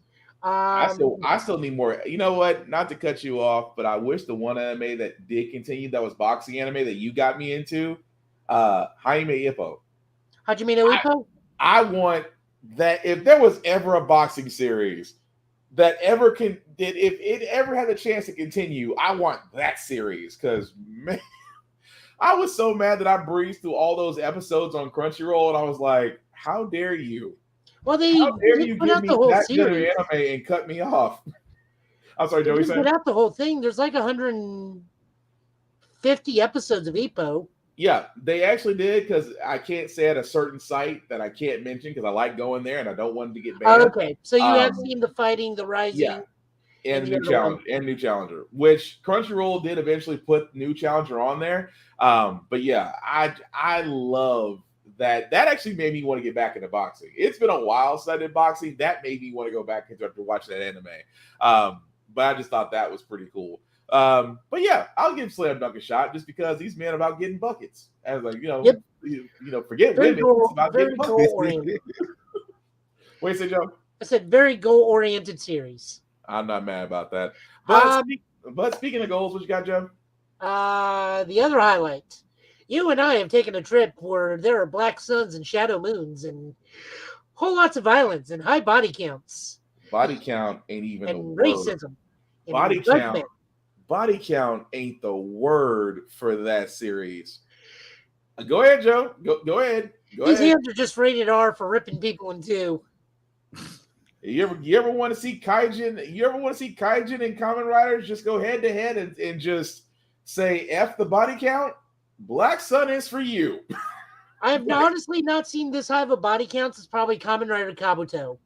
And that's the one where they get replaced by Invasion of the Body Snatcher monsters. Yes.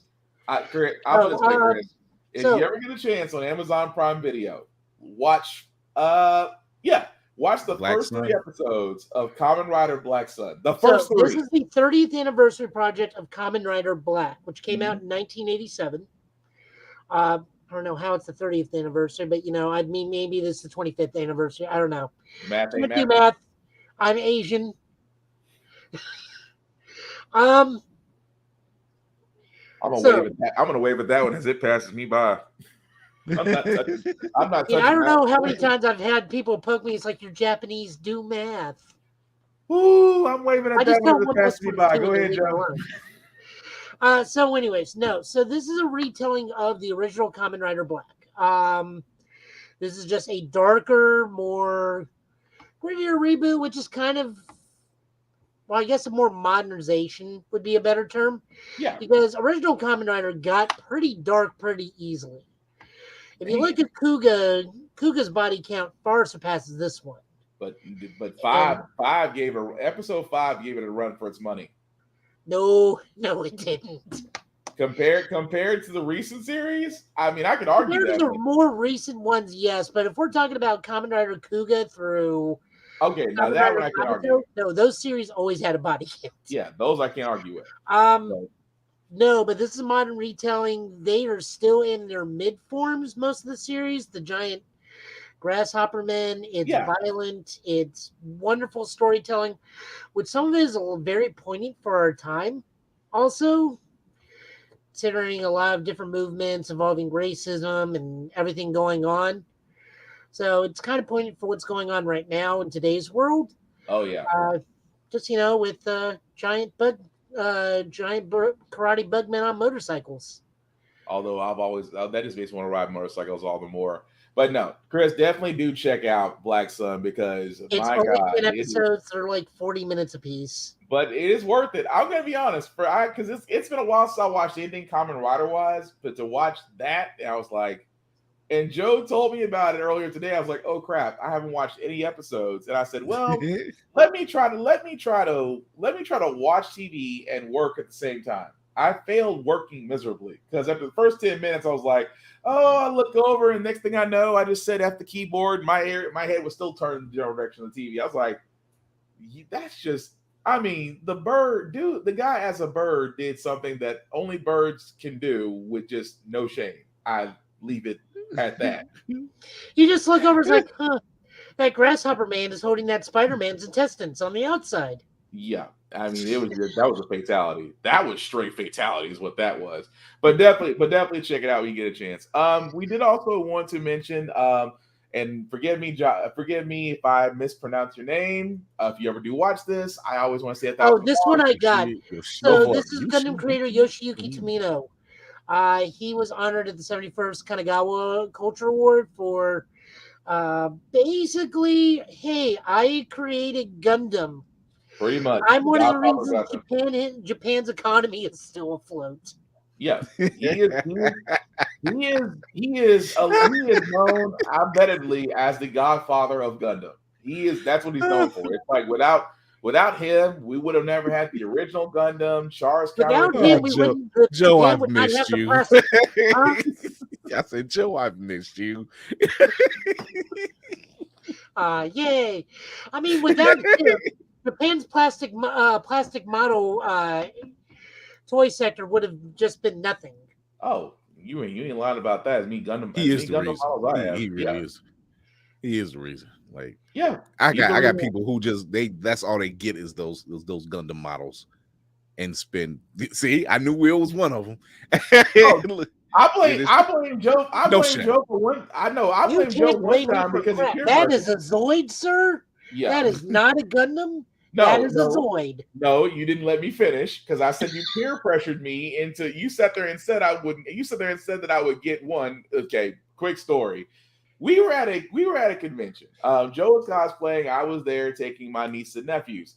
Joe had pointed out that he had saw a particular Gundam model set. And I was like, okay, cool. Keep in mind, I had already bought a crap load of stuff. And I told him that I'm not going to go back in there and go buy something else. One thing led to another. One of my nephews wanted to go buy something. I go back in there. Said vendor looked at me and said, hey, would you be interested? I was like, no, it's a little too high for my blood. She goes half price. So I get a Wing Zero battle. Here's my debit card, madam. I was like, I had a decision at that point because at first it was priced like 40, let's just say 45 some change. She knocked it down to half. And so now I have a decision to make because I already purchased the doggone thing. But Joe is on the outside of the exit. There is no way I can avoid him.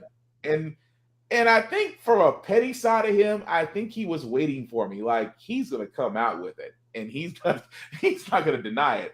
So what did I do? Go straight out to him. And before he can say two words, yes, I bought it. Be quiet. Yes, I bought it. Be quiet. So no, go ahead. I was gonna say, look, when you see a deal, you don't pass the deal.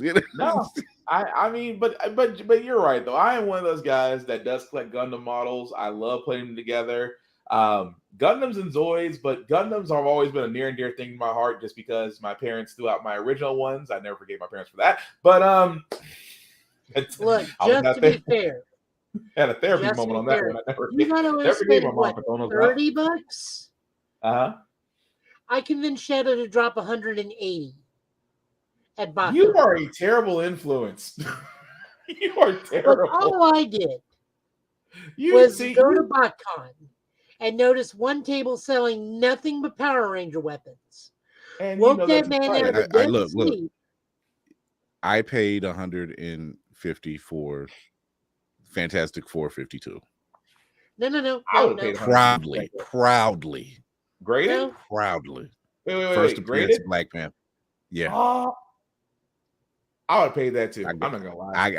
I got it on a deal. Somebody brought in the boxes at my local bookstore, and they knew I was a big BP fan, and they obviously did not know what they had in that box when they brought it in the store. So when they seen it, the first person they called was me. Nice. I'm like, yes. There's for those who are listening or watching, that is the first appearance of Black Panther. I'll be damned. I will pass. That was my holy grail. And you found a graded one, a graded issue with that. That's why I'm just like, and it was graded. I would have took that too. I'm like, I have no fool. So what I was saying, no, my pettiness extends to waking the man out of a dead sleep because it was on a Sunday. So I knew he worked out that night. I was like, hey, they got Power Ranger weapons. What do they got? They got a Chrono Blaster. Da da da da da da da da. All right, I'll be there tomorrow. Take a picture of it. Send it to him. Petty. Now, then ask the price and goes like, "Oh, all the weapons are $20."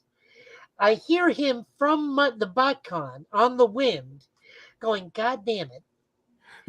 And then he comes in and blows $180 on the table alone. See, you do realize you are the catalyst to our consuming spending. You're the catalyst. You know that, right? Look, I am 5'5". I am a small source of evil, and but yet a potent source of evil. And yet the catalyst behind he said he's the small catalyst. Look, I just know I'm the villain. Like when I bought that book, first thing I thought of was like, I can keep this hidden and my wife will never know until I tell her afterward. You did what? But everything else was taken care of, and I've won the battle. Oh wise sir, please teach me thy ways. It's very simple. Teach me thy ways, sir. I will need this next year, so please teach me thy ways. It's very simple. It's just he has an intricate series of doom bots to take the blame for him. You would mention Doombot, but how would you know that Doom's my favorite villain?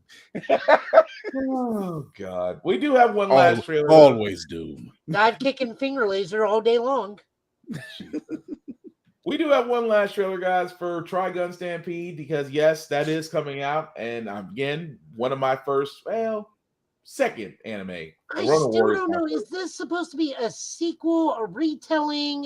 It is a retelling of the original story. Okay. It is a retelling, and you'll know what I mean once I play this trailer.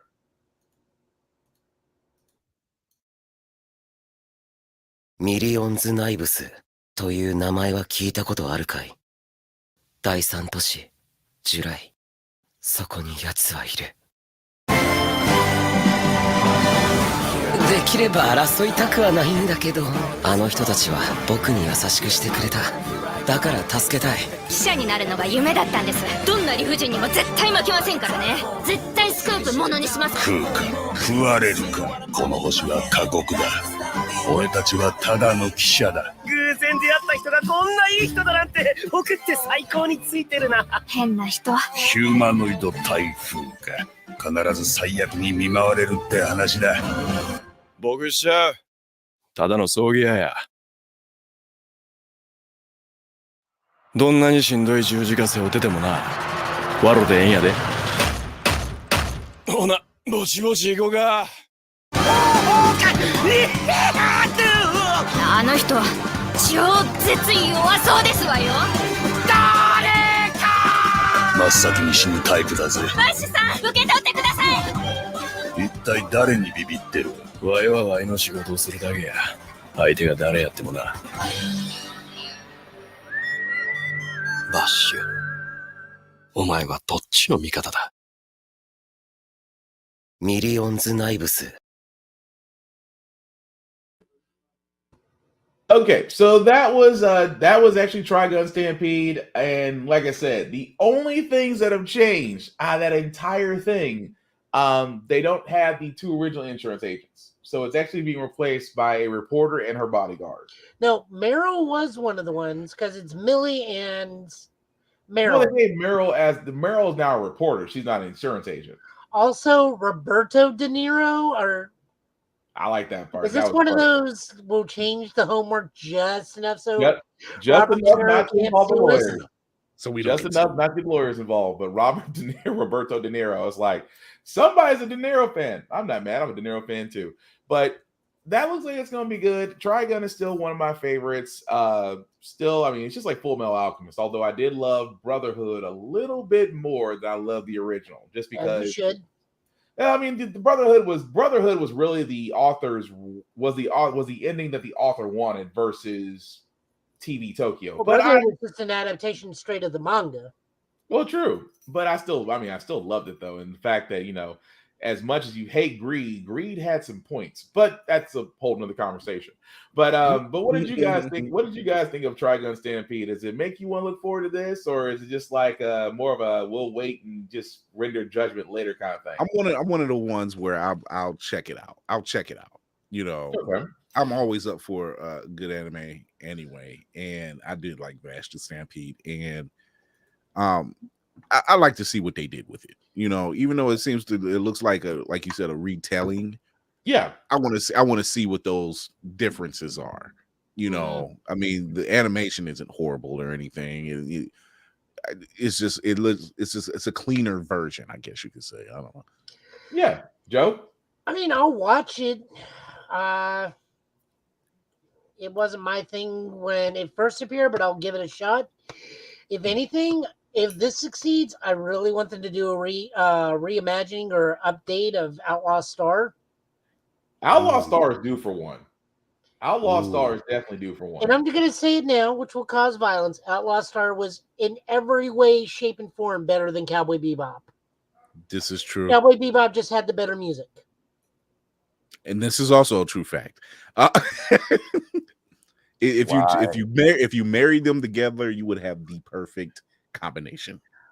Outlaw Star. Oh, this is gonna hurt me to say this. Outlaw Star did have the better story, even though I just had a better look at stuff. Like I had never heard of the spaceship series where they were actually worried about dock fees and gas and refueling and upping their ammunition. It's just one of those. But to be fair, Cowboy Bebop did follow spaghetti western. It was a spaghetti western set out in space, so it was gonna definitely be different from Outlaw Star. But I mean, you're not wrong. Outlaw Star did have the better story, but Cowboy Bebop, I kind of felt like it was gonna have a limited run, just like the Netflix version. Although they, I still like Netflix. Kind of limited it a little more of that. They did it as best justice as they could, and I wasn't really disappointed. No, I actually loved what's his face playing Jim. John I was like, yes, yeah. I loved him as that. I was like, I was ready. I'm like, look, you got the freaking intro together. Good Lord. Yeah. I mean, you let Vicious be a character rather than a plot device. That would have been nice. It would have been nice, but no, Outlaw Star, I'll agree with you. That definitely needs either a continuance of the story or a retelling. Either way, you can't go wrong with Outlaw Star. Oh, that's gonna be another subject. That's gonna be another subject of topics. Animes that wish that we could bring back. Well, I mean, they did bring it back. It was called Firefly. Yes, it was. Still too soon. Nope. All you got to do is just say the line from Falcon and Winter Soldier. No, not that. I'm just saying every time Firefly's mentioned, I'm like, still too soon. It has been 20 plus years. Not for me. Still too. I looked at that as like, oh, this is Outlaw Star, but without the cat girls and the samurai girls. Ooh, Tenchi Muyo. I almost forgot that. Oh man, that's gonna stick with me. But with that being said, that's kind of all the news I got. Joe, anything else we got before we move on to comics? I mean, I'm playing Ghostbusters. I'm getting better at Ghostbusters Spirit Unleashed. How is it so far? Oh, I'm almost at level 50. I got a level 36 pack and wand, a level 12 trap, and a level 16 PKE. So nice. Being the ghost is the tougher one because everyone likes to play the Slimer class because you can break out of tether streams easier. Me, no, I'm playing the Possessor class, so I can drop down giant spirit orbs and possess people, but it's also harder to get out of proton streams. Gotcha. It's a give and take. I can see people playing the ghost as well. Well, if there's nothing else, we'll go ahead and go into comics. So just let me know when you're ready to set up. But before we do go into comics, we do always want to shout out Rick's Comic City because they do support us here at the podcast. So if you ever get a chance, if you are in the Middle Tennessee area, check out all the 3 locations: Nashville, Tennessee, Clarksville, and of course Fort Campbell, Kentucky. They are voted the #1 go-to place in Nashville for comics, so definitely check them out.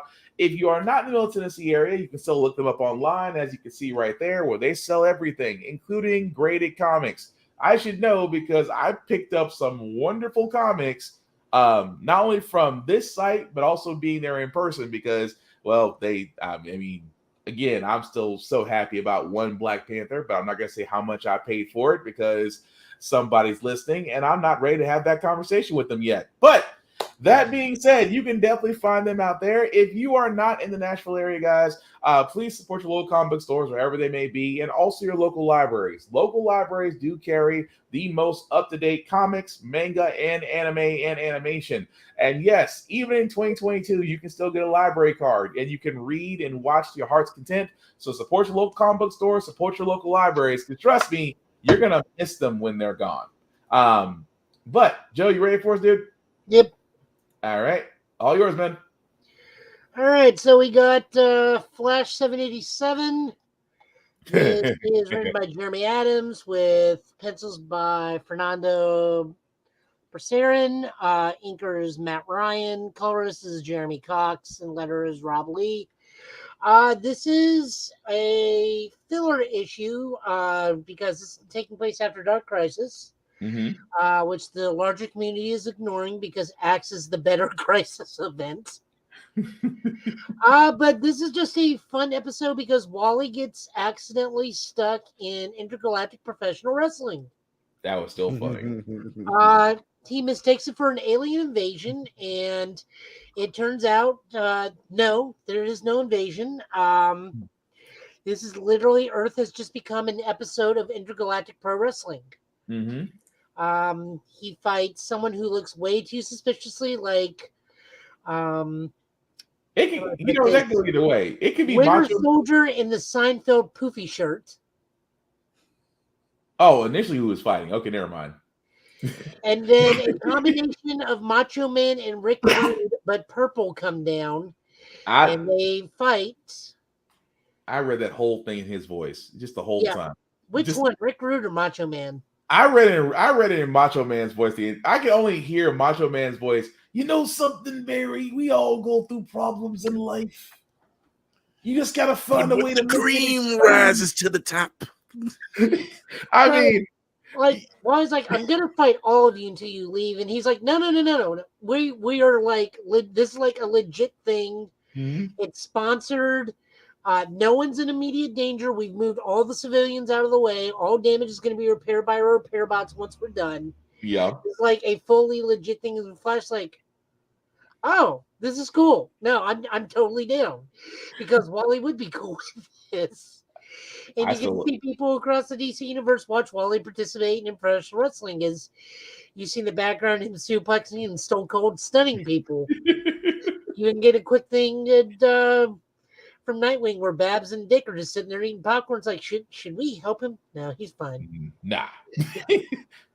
Grayson does what he does best. He's like, Barry's got it. It's like Wally's got it. And Linda and his kids are watching there, cheering him on. It's just a fun issue. Like, I have not had this much fun reading Flash in a bit because we've been trying to like save Barry for the past several months. Yeah, and this was quite the refresh we needed. And plus, Jeremy Adams is writing a really fun Wally West story, which is so refreshing from what Future Edge was going to be, because no one liked Future State Flash at all. No, but this so terrible. But to hear Macho Man, you got to come back and we got to defend the titles. He's like, we'll be back because we have to defend. Yes. The other interesting thing we noticed about this is that Maul from Wildcats teleported in at one point. Yeah. So I'm wondering if that's heralding thing, because Wildcats is supposed to be coming out. So I'm wondering if other comics are dropping in Wildcat characters, saying like, no, they're around. I will still cosplay as Grifter if I ever get the courage to actually do cosplay. I will cosplay as Grifter. He is by far my favorite character on Wildcat. Do it. I have to find this little thing called courage, sir. Do it. Come to the dark side. Well, no, if I do this, I've already got it. Yeah, I mean, we do got cookies on the dark side. I'm sorry, Joe. Go ahead. No, you're good. We have cookies and everything on the dark side. Yes. So moving on over. I couldn't we got even do it without Target crazy. book number 8, written by Tom King, drawn by Greg Smallwood. The long and short of this one, without spoiling too much, is Rocket Red is trying to find out what happened to Guy Gardner and just continuously knocks Chance in and out of conscious states. Just asks like, "Where's Guy? Where's Guy? Where's Guy?" Mm-hmm. He gets his answer, although we know what happened to Guy previously. But again, Guy had this version of Guy had it coming to what happened to him. Still though, But this is just all dealing with like Rocket Red. I'm just sure about the fact he beat his tail until he's like, "Oh, I apologize. Have vodka."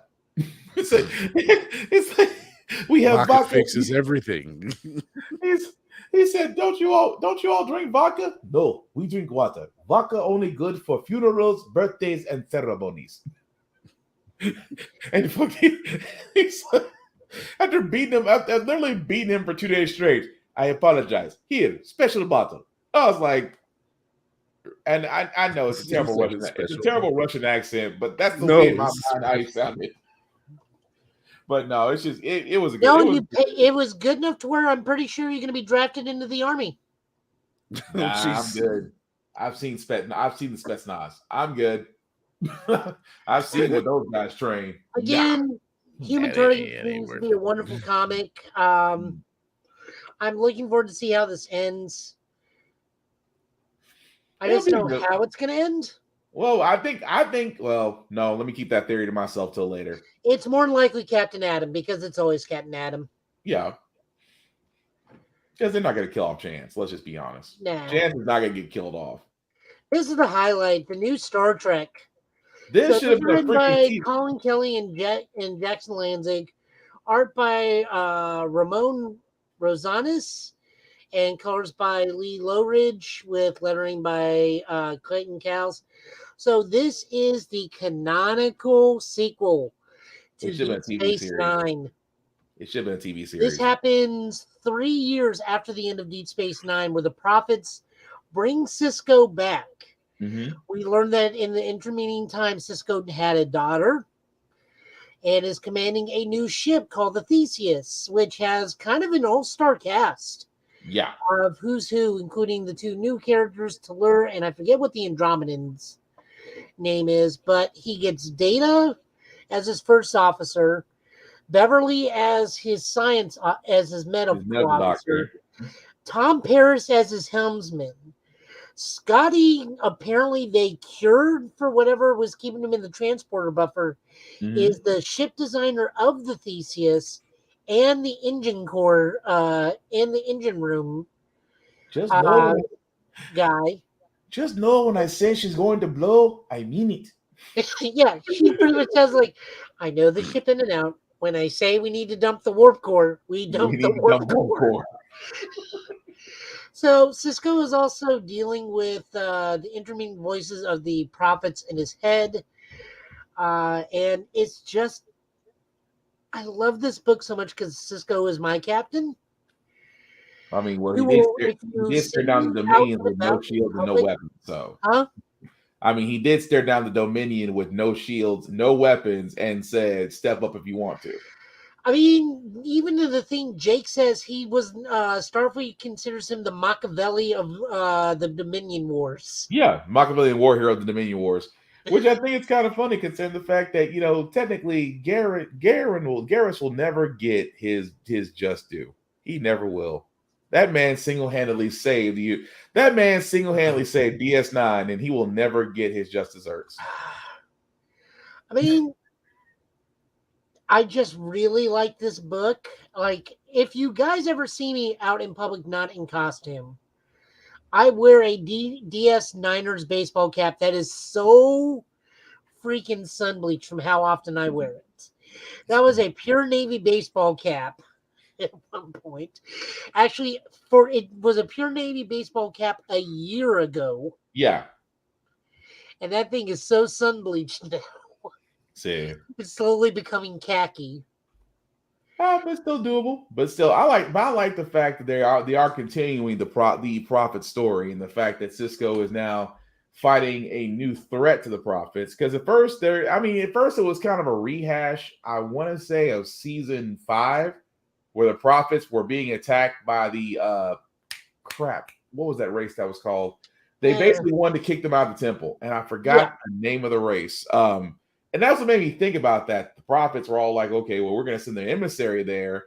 And now you find out it's a whole new threat that basically destroys the Prophets. But again, this is the kind of thing I wish was a TV show. I mean, don't get me wrong, love it as a book, but this should have been a effing show. That's all I'm saying. Well, one problem is the guy that does Cisco doesn't want to ever do Cisco ever again. Yeah, I can't be mad at him. I mean, we're getting a final Picard season with a lot of fan favorites on there, but that's Jean-Luc's last ride too. Maybe we're going to be getting a Riker series. Supposedly, not confirmed. I hope they do.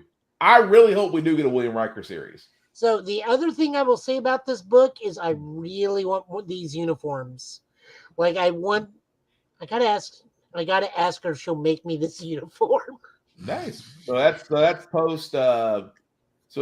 post Dominion War, a little bit before Discovery. That no, that's wrong. No, because Picard is still a captain in this series. Remember, he goes to him. Yeah, that's right. He's got his first contact uniform. Yeah, okay, there we go. That's what I was trying to think of. I was getting my genres mixed up. But like the uniforms they have in this episode, in this issue, or for the Theseus uniforms, I want to wear one of these. But still, to have Montgomery Scott as your chief engineer, it's like you have to listen to me, Captain. I've told you once. I told Kirk like I tell Picard. They never listen to the engineers. It's like, this is my ride. You're just sitting in the seat. You know, the other thing I like about this is that he is the captain of the ship of Theseus, and Cisco is quite possibly also a physical version of a ship of Theseus. Yeah. If Cisco is destroyed and the Prophets rebuild him, is he still Cisco? I see what you did there. I see what you did. Well, technically, he did a whole vision thing right there. He just did the. He did. Well, technically, that could be the posed question right now. I mean, he was accepted by the Prophets and he was returned. Could he literally be the Prophet's emissary, or is he the original? While on the ship of Theseus. Thanks, Joe. That's gonna stick in my head for a while. Thanks for that wonderful paradox question, Joe. That's gonna stick in my head. It's like, how did Vision say it? What is a ship if it's not without wood or something like that? I'm like, yeah, don't do this. Is it still? It's like if you take all the wood off the ship and replace with new wood, is it still the ship of Theseus or is it another ship? Yeah. Does the name still imply, or is it organic? I'm like, he's kind of not wrong. It's like this kind of leads to another comic that Joe's going to talk about very soon, where it's a certain war games to it.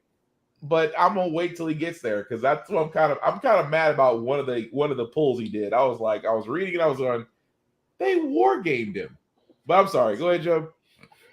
Yeah, so coming up next, we got She-Hulk #7. This is written by Rainbow Raul, art by Luca Marsica, colors by Rico Renzini, and letters by Joe Cremagna. So, Jack of Hearts became the most luckiest man in Marvel. More ways than one, huh? Jennifer didn't just smash Matt. He also Let's got face it, we all want to die by the art of snoo. What's wrong with that? No argument there. Go ahead. He also got his shirt back at the same time. The long and short of this one is, aside from the romance stuff, we get a Doombot that actually is sentient to a degree because he is helping Victor Mancha, who is the nephew Vision's nephew and Yeah. Ultron, one of Ultron's kids, who Mhm. has teamed up with a Doombot that has become sentient, but also good because he wants to pay for the crimes he committed, but asks for a defense attorney. As I'm doomed. Do you see the problem? It's like, do you see the problem with the client? But the reason she's taking this case is because this is a favor to Andy, the Unstoppable, or whatever Andy's moniker is. Because even she's like, but it's him, and then he just holds up a chalkboard. He's not a bad guy. He means it. He means it so much. He means well. He means well. Oh man. So after she takes the case, she runs into the Alice in Wonderland quoting Hulk level dude. Mhm. And then the issue just kind of ends there. Series continues to be fantastic. I love this version of She-Hulk. The romance subplot is fine. I'm there for it because it's She-Hulk. I always enjoy that. The comedy is there. Not so much fourth wall breaking, but I don't think that's what this series is about. This is more about the comedy and the romance, which for her, that's fantastic. It fits. And that's what I think that's what a lot of people don't understand about She-Hulk, even the series, even the television shows. Like, yes, she's always been the comedic version. Like, it's always been the fourth wall breaking, it's always been the comedy. It's all unless she's in an Avengers book, and then she's that's We totally don't different talk about story. the Jason Aaron run here. He's banned. Yeah. And that's the only time, but like in her own stuff, in her own in her solo series, it is Ally McBeal. Yeah. with the Hulk. That's what it is. It's fun. Oh, yeah. I completely take that agree. back. We do talk about the time that Khonshu took over the Earth only because we get to see him totally own Thor. I got the hammer. I have millionaire. Whatever. I have the big hammer. Oh no, it's the one where he like tells Thor, it's like, well, yeah, you control the hammer, but your hammer's made of Uru metal. You don't know what that is, do you? It's like, it's made of moon rock. It's And moon rock, right? I'm the god of the moon. I'm the fist for the god of moon, meaning Mjolnir, 180 for me, please. Thank you. I still laugh at the fact that can Khonshu lift Millionaire? And I'm like, okay, I'm gonna give you a comic with a page. Read this, then come back. I'm going to educate you. So I would think probably not due to the enchantment of Odin, because Odin is also probably a god equal to that of Khonshu in power. But were it not enchanted, then absolutely.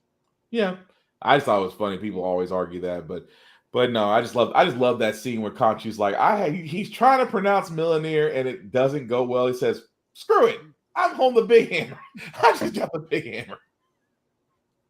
Oh man, And I love this.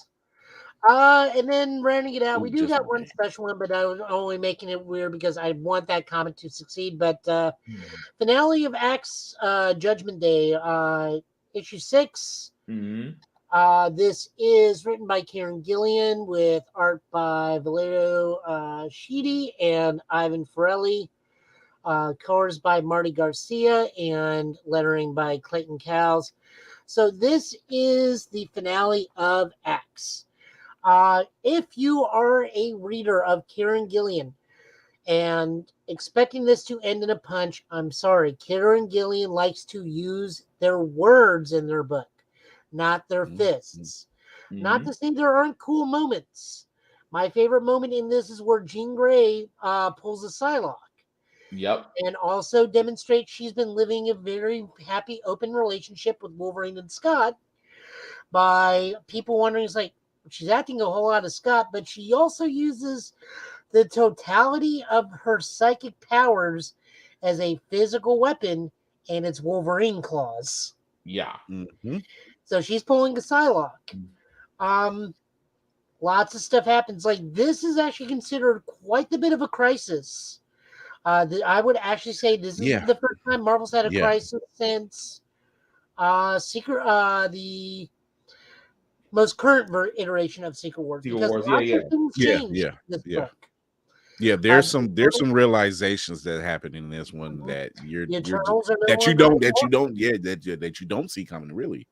Right. No, you don't. The rise of the Phoenix Foundation, which Sebastian Shaw is like, yeah, there's no way in the world they're going to ever hate this. It's like the normal humans cannot hate what we're doing on this one. But the whole reason the Phoenix Foundation is because Jean's like, oh, I failed, and I understand the reason I failed. I got the thumbs down, so yeah, we're going to break taboo, and the Phoenix Foundation is going to be formed. Now, what the Phoenix Foundation is, I won't spoil that. Go read the book. But you also got a whole other thing, like Eros is not really thrilled with how he's treated right now, because, Eros is the god of love, the immortal of love, and likes being loved and likes having people love him, and gets a nice clap on the back from Nightcrawler going, you'll get used to this. You get used to this. I won't spoil the ending anyway. This was a good arc. This was a good arc. I want this when it releases in trade. I want this to be as big as Hawks and Pox and Ten of Swords, to where it's all in chronological order. I don't want to go and find 5 or 6 trades to make the whole thing. I want them to make it just a big, like soft, a compendium or something. Yes, compendium, and just put it all out in chronological order. That way you can see everything. I want to see Captain Marvel's issue of Axe, because it just deals with Chewie. Whatnot. But what made you mad, Will? I can't say it because I don't want to spoil it. How it ended. I can't say how it ended. Because it didn't end with a punch? No, because they literally, I figured the only way that he could be beat was from a certain movie at a certain time with a certain being that I cannot say, because I've already told you this before we start recording. Yeah. The other thing that they're dealing with is like, Tony's got a huge head because he passed, and Captain was like, well, yeah, he passed you. He's built off of you. He's like, well, I mean, one of us failed, Steve, and one of us passed, and Steve's like, yeah, that's not how this works, Tony. I still Dr. Doom is still my favorite. Admit to me now that Reed Richards is smarter than you, and you will pass. And Doom wasn't that the gut punch? And Doom put all your pride to the side. The thumbs up. That part to me will forever be funny in Judgment Day, where Progenitor just goes up to Doom. If you admit now that Reed Richards is smarter than you, I will pass you. It just walks off. He's like, he's assured of himself. And I love Doom, and it was just like, that was the moment. Just like, he just suns you right now, right? Yeah. Now, the better Doom moment still comes from this year's Hellfire Gala, where Doom has to consider if David Bowie was actually where David Bowie is actually a mutant. He says, was he? No, but he could be. It's up there with literally being sent to hell, beating the crap out of Mephisto, to the point to where death is like, send him back. It's like, how it's like that just shows your level. You beat the crap out of Mephisto in hell just for death to send you back. Yeah. But no, this is, like I said earlier, this is probably one of the most large-scale events the Marvel Universe has had in a while. Like, what they can do with several things can probably have stories for maybe another good 5 or 6 years out of this event alone. This also made the Eternals much more appealing to people, which, I mean, I'm going to say it, the movie was mid, but it definitely did not help put the Eternals in the eyes of the public. Right. I mean, certain people just are not coming back after this book. Yeah. I mean, the thing about it is, will read, some readers, will they be okay with it, or will they riot? Some people most definitely will, because Fall of X is going to be happening next year. So some people will be coming back. That one, I'm just like, can they catch a break? They had a school, they had an island, they had a freaking asteroid. Now they have a planet. You won't leave them alone. No, it's like Hollywood for comic books. So it's like, how else can we mess? How much more can we mess with them? Let me count the ways. We can do another they're sitting on a whole nother planet. They were like, we don't want. Look, you're welcome to come in. We'll show you we mean no harm, but please stay the hell off our lawn when we ain't bothering you. We done saved your ass millions of times, and you still stop messing with the mutants, please. Jesus, this is my call. This is my call for the mutants. Leave them alone. Look at Queen Regent Storm up there, which no matter what suit she's wearing, fire. She's like Angela Bassett / Cheryl Lee Ralph / I don't know, Rihanna. I don't know. She nails every look she has. Pretty much. And y'all keep tearing taking stuff away from them. Which, by the way, speaking of mutants and famous actresses that played them, hats off to Keke Palmer for actually being Rogue for Halloween. That was well done. That was very well done. I will give her that. It was actually really well done. She nailed that shit. She wasn't in the Muir Island pose, but we give her props. Yeah. I'm not making. I can't believe so many people. Well, Rogue doesn't have laser eyes. Okay, that's your gripe. Nope, that's wrong. Rogue can have laser eyes if you touch a Scott. I was like, that's your gripe. That's the only thing The only thing is like y'all just couldn't assume she absorbed somebody's power that had laser eyes and just decided to just use them right there. It's like y'all guys, you just can't be happy. Right. It's like, just be happy, because I know we're just trying to get the right storm right now. Like, look, we got people who's actually portraying characters quite well, actually, and you're griping about the laser eyes. I mean, son of a bitch. Yeah, I am looking forward to the next event, because the next X-Men event is going to be Dark Web. Yeah, just because Ben Reilly and whatnot, and then after that, I'm canceling Run on Spider-Man, because that book is just atrocious and the art is shit. Slot's back on that book, right? No, Slot has his own Spider-Man book, which is currently going on Spider-Geddon. It is still.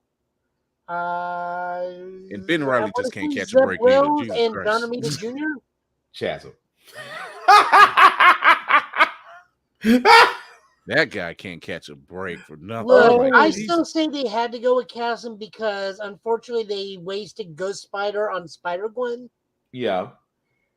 And Ghost Spider kind of fits with what Ben is right now anyways. It's still funny. I just can't get just past like fucking with Ben. He's another one. Stop messing with Ben Reilly.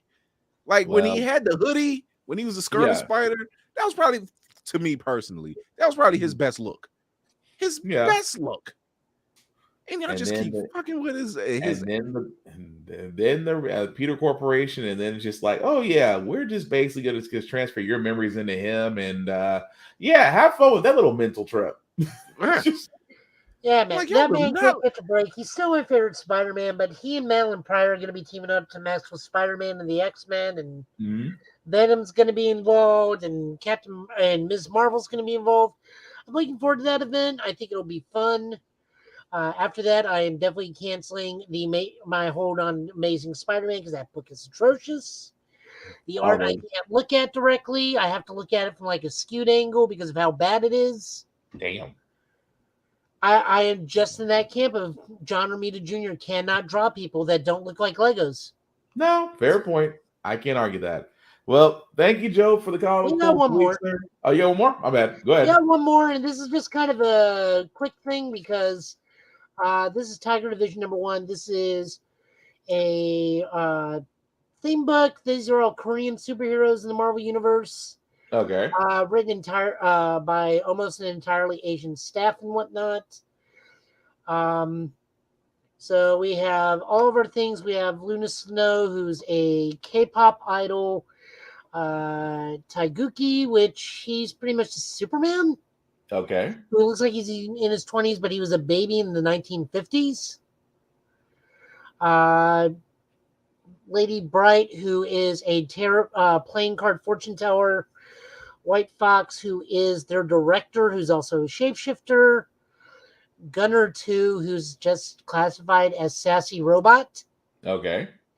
The general, who's a living totem of the spirit of Korea. I was gonna say he looks like the Iron Giant from that direction, but I was gonna say, yeah, okay, yeah. And where's this other dude? Mr. Enigma? And Mr. Enigma, who's basically a Korean demigod. Okay. I mean, this is the first issue. It sets up stuff. I included in here again because of all Asian representation team. You know, these guys got originally made by Jed McKay. The writer who's taking them over is Emily Kim, who did the Silk series. Okay. Art is by Chris Lee. Coloring is by Yen Nitro and Arania Mahler. I mean, this is a very basic introduction to every character and whatnot. We get Maguki's origin story and just some stuff involving Kim. I don't think I'm going to be keeping up with this, but I do want to put it out there for those that are looking for more Oriental representation in comics. I mean, yeah, we're out there a whole bunch, but this is like a whole team of South Korean people. So more representation matters, guys. Definitely. So I just added that just for, put it out there.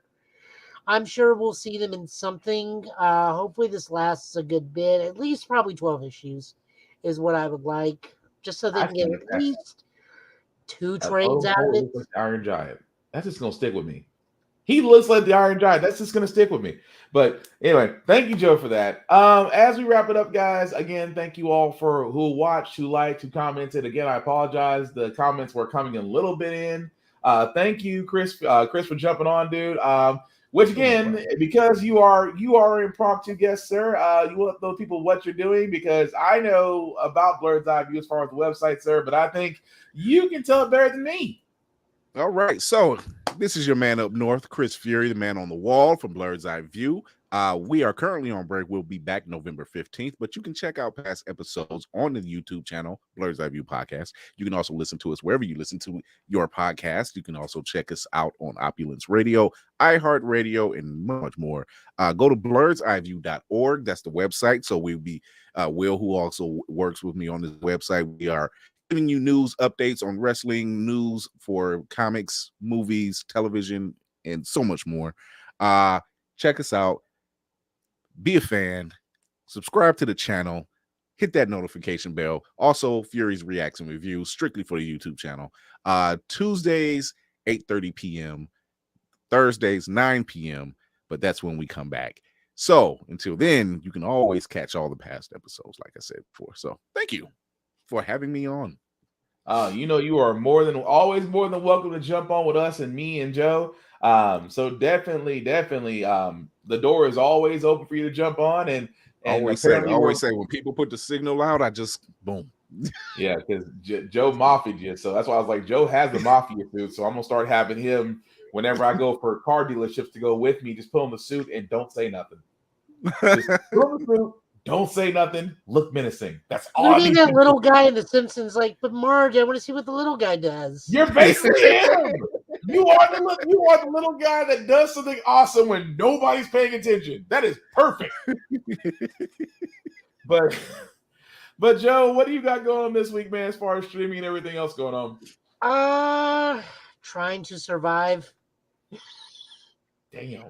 Now, I will be seeing Black Panther probably twice in the week. Mm-hmm. Next week, I am seeing it with friends and whatnot on Wednesday for the early screener. Tony and I will be over at the Smyrna Malco with Dad by Cosplay. We'll be out there for a bit. What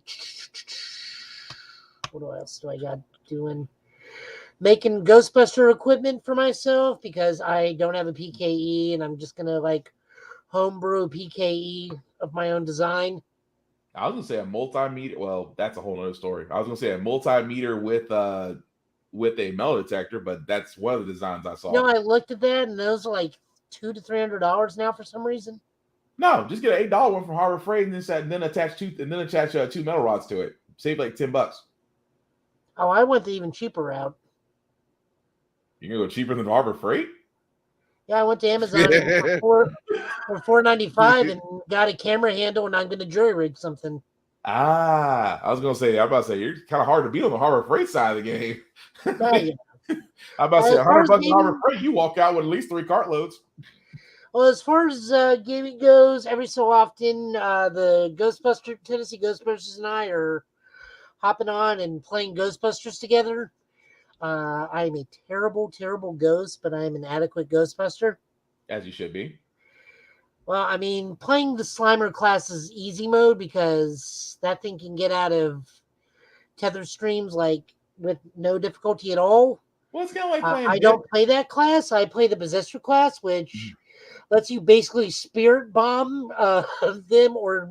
So you're basically you choose violence. You choose violence and I choose aggressive violence. That's what you choose. You choose violence. I choose to make a literal spirit bomb. Ooh, it that pulses dark energy that explodes with slime. See, I can see. And then I get to possess normal people when they're frightened. Say you choose violence, but yeah. Other than that, oh, one more thing. I didn't forget something. I don't know. What you got, I gotta get that whole world. So everybody who's watching and or listening, or will be listening, if you go to Blurred's Eye View on IG, you'll find the link tree in the bio. It'll send you to all those social sites. It'll send you to all those podcasting sites that we are on, including the YouTube and the Facebook channel. And that's my spiel. No problem. But what you gonna say, Joe? Other than that, I'm just waiting for the new Pokemon stuff to come out and the $70 version of Cardfight Vanguard. So I got to pay $70 to get all the cards I already own and work for them all over again to play online. Damn. But I mean, I'll probably actually stream that because it's got a Steam version. So, you know. And probably so. But for all those that want to know to follow Joe, you can definitely find him on Twitch at Joe Italian last name. Of course, his YouTube channel, Total Justice Gaming. As he does have a new intro of music, I definitely dig it. He actually did interview Ty from House of Cards last week, so definitely check that out. That is available on GetBit as well as Total Justice Gaming. Check those areas out as well. Some other shameless promotions that we have before we do wrap this up, guys. Shout out to my buddy at Big BZA who supports us. Definitely check him out on all socials as he usually does his TikToks, and he is back to making beats as a producer, so definitely check him out there. As far as yours truly, guys, you can find me, BlackFox447, just about every social there is out there, guys. I usually post everything that I watch, play, and judge, and do sometimes gym stuff because I do a couple push-ups. At the same time, guys, like I said, like, follow, share. The link at the bottom that you see that's tracking along there. Let me make that just a little bit bigger for everybody to follow. If you copy and paste that link into the browser, it'll take you to our link tree that has the YouTube, Facebook, and Twitch, yes, Twitch groups, to where you can like, you can share, you can follow everything that we do. So definitely like, share, subscribe, let us know what you think. Pass along your comments, pass along your views. Yes, I am still going to talk about literally and figuratively the most disrespectful ass whoopings. I want to have it done for 2022. I want to make this an annual thing. As long as I get the logistics of everybody that's going to be in it and then explain the rules, we will have that going along, and I myself cannot wait to see. And as Joe put it so eloquently, we're not going to make any money off that particular series because we will probably be playing some clips, and I'm pretty sure the DMCA folks will be looking for it. So, what did you got, Joe? Did you got one more thing before you call it night, sir? Well, we can play the theme music for the intro, for the outro. Oh yeah. So all those that don't know, Joe has this, and Joe, you got press play for me, sir.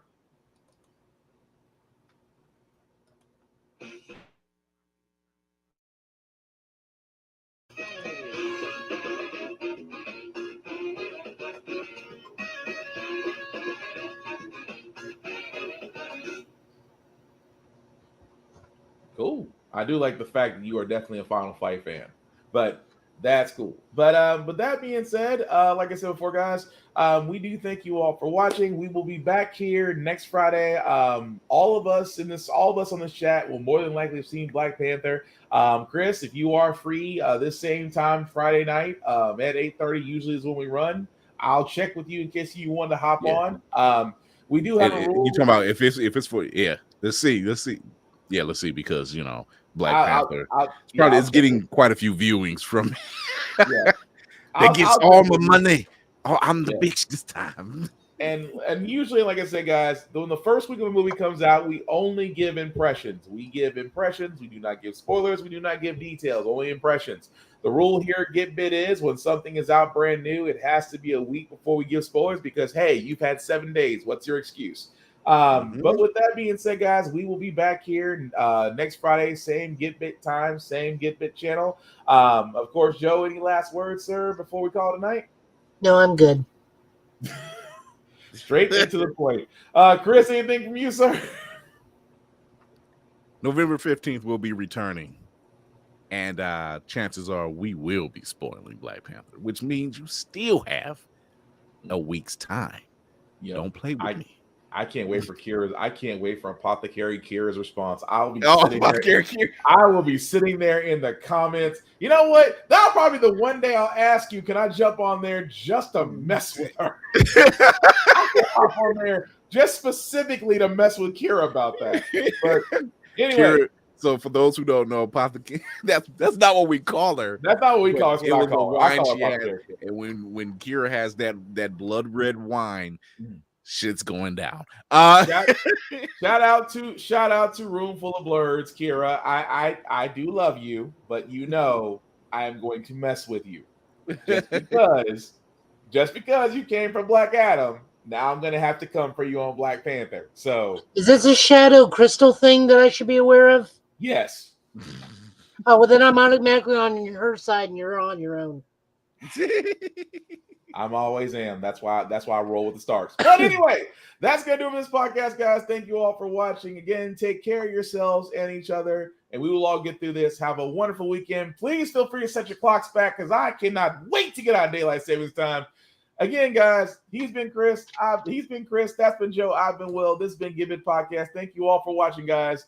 Take care of yourselves. Peace.